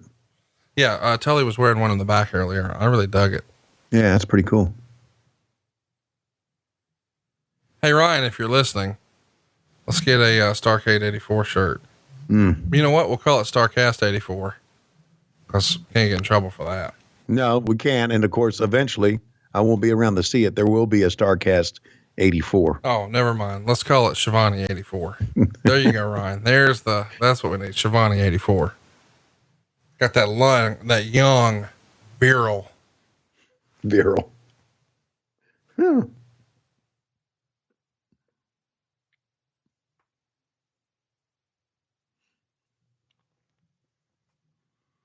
Loving this, man. I really enjoyed the show, Conrad. I did. I know it was 3 hours and we had a lot of fun, but still,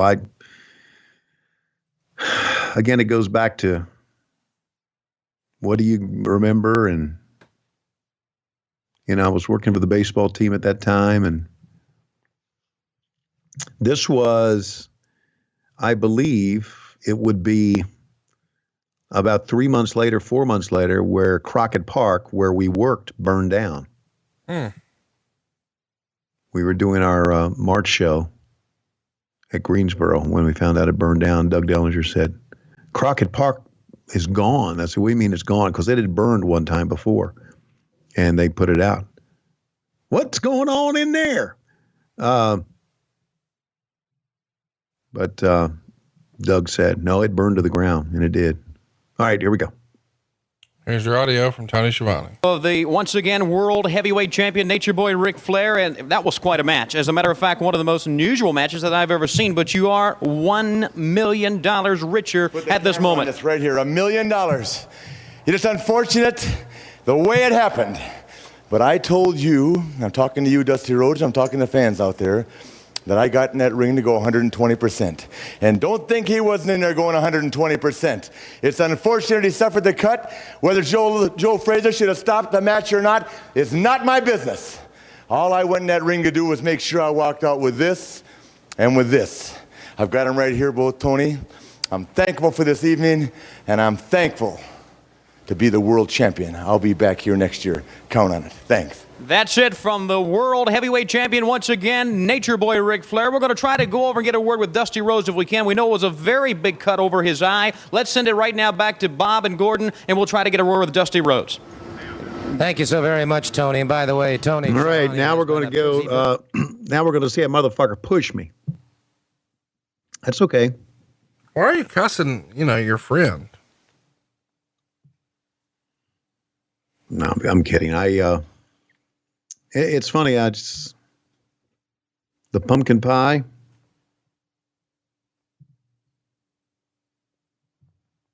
Why do you remember the pumpkin pie so well? I don't know. I don't know. I just sit down, and it was me and Dusty and a bunch of us, and you want some pumpkin pie? And yeah, and he grabbed it and started eating it. And Dusty looked at me and winked as if to say, we're watching Joe Frazier eat pumpkin pie that I gave him. I don't know what it was. What do you think Dusty was tweeting after the show? Dusty after the show? He wasn't tweeting shit because Tweet wasn't around. Tweet wasn't around. Look at this guy right here. Hey, motherfucker. Y'all got to eat in there. Oh. Hey, look at it on TV. This is the best part of the entire show.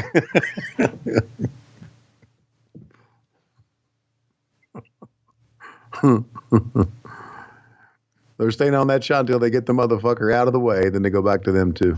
Dude, that was tremendous. It was. I just hope they go back to it. And he's still there. Fuck. People are beginning to file out of the building. Here we are. All right, here we go. Do not look forward in doing. You see Dusty Rhodes right here with his world tag team partner, the Raging Bull, Manny Fernandez. There it went, $1 million in the world's heavyweight title right out the window. I have never, ever in the history of my profession had a match stopped by any means. This is wrestling, Joe Frazier. This ain't boxing. These are men. These are one-on-one. We talking about $1 million, Jack. We talking about the best we have to offer. Stitches in my head don't mean a damn to me, Joe Frazier. You better look around the country. You better be in the fighting shape of your life. Because somewhere, someplace, I'm going to get you, Joe Frazier and Ric Flair. If you call this a victory, you need to go home and kiss your mama. This ain't no victory. This ain't over. Leave you with this. Spend your money well. Don't throw it away. Because the American dream lives and will continue to live. Get out of here. Well, fans, that's it from the American Dream, Dusty Rhodes. Obviously a very upset man right now, but as he said, I'm sure he will be back. And now back to Bob and Gordon. Gordon, you could tell right there he was very disappointed, and who can blame him at the moment? I think the angle was going to be Dusty and Joe Frazier. You know, I think that's what they had built it up for, but it never came out or never came to fruition. Why don't you think that is? You think just Frazier was punchy? I don't think they could come to an agreement. Or maybe Joe never really wanted to get in the ring.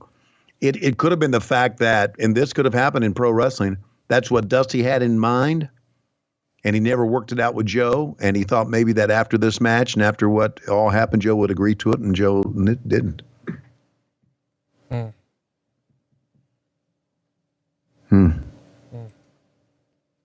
Well, go back and show some of the action here. Well, this is our worst What Happened When in a long time. No, it's not. Yeah. Listen, no, it's not. The show was too old. No, it wasn't. You were too old. No, I was young. By the way, there's Wade Keller. There's Dave Meltzer. Mm-hmm. Just keep everybody abreast of what's going on here. So there you see big pickup by Dave Meltzer. Oh, airplane spin on Wade Keller. Mm-hmm. 5 stars. And here he is from the Ginger Lynn porn set. There's Jesse Barr, great talent. Magic Mike Graham. Mm-hmm. It's probably the best match on the card besides Steamboat and Tully.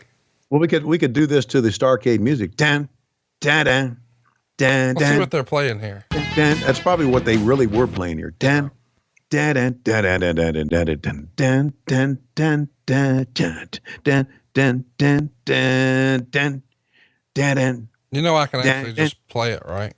What's that? You can't play it. Okay. Because he won't be able to use it on YouTube if you play it. Dan, dan, dan, dan, dan, dan, dan, dan. Raging Bull, shot from the top of the Greensboro Coliseum, dun, dun, dun, across the top rope, lands on his back, throwing him the gimmick, he missed it, and we're going to shove the referee, And there's the bull rope. And the worst roll up ever. 1, 2, 3. He's the winner. The bull. Daddy.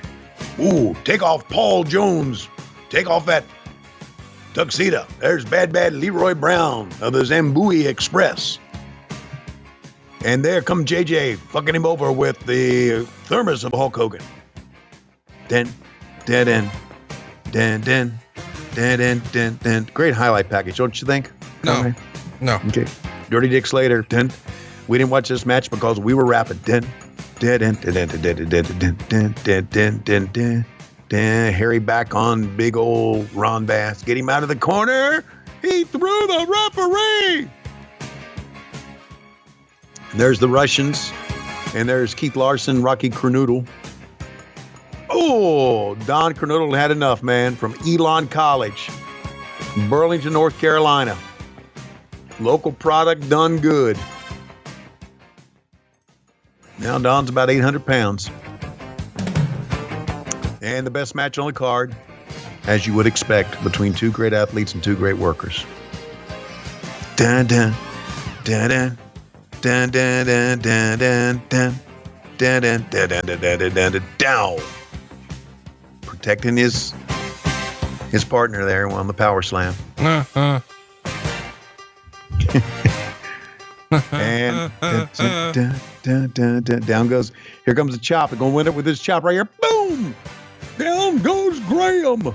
Down Moonlight Graham. And then Ric Flair's hand is raised.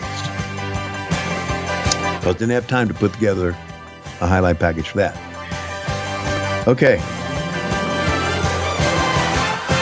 Schiavone. Yeah, here we go. Champion Smokin Joe Frazier, because at Starrcade 84 on this night, he stopped the match and therefore gave Ric Flair the world's heavyweight title once again and gave him $1 million. And Joe, I've been watching wrestling for a long time. I've been a wrestling commentator for over a year now. I've never seen a professional wrestling match stopped, and it must have been a very bad cut to make you stop that fight. I think that what the whole fans and people around the world look at the Bucks. The Bucks have nothing to do with it. The man was in serious trouble out there. These guys are exchanging blows, let's say, from the beginning. I try to give them, let's say, a warning, the break, whenever. Let's say Dusty was in trouble after he got cut. Rick went back to the corner, but he still want to come back out and fight some more. The cut was really bad. It was old man right eye. So, and it's bleeding all in his eye. How could he continue like that? You had a couple other judges with you. Did you talk to them about that cut and ask them their decision? We talked about it before I went in the ring. If anybody get in serious trouble out there, I should call the shot because I'm the closest to the cut. The guy was bleeding all in his eye. He couldn't see out of his eye. He got on the rope and started looking around. He was looking for Flair. Couldn't even find him. So I stopped the fight. You've seen a lot of cuts, of course, in your days of boxing. What about that cut? That must have been a very, very bad cut. It was a bad cut. It was right over his eye. And the blood was bleeding. I was all bloody when I come down there. And the blood was draining right in his eye. I had to stop it. Well, once again, Smokin Joe Frazier was named special referee, and he called it. He stopped the fight, and once again, Nature Boy Ric Flair is world heavyweight champion at Starrcade 84 and $1 million richer. This is Tony Schiavone from Starrcade 84. The blood was bleeding, so I had to stop it. And, of course, I hit him with that. I've been a wrestling commentator for over a year. I'm such a dumbass. Oh, God. Well, happy Thanksgiving, everybody. I hope it brought back some great memories for you. It did.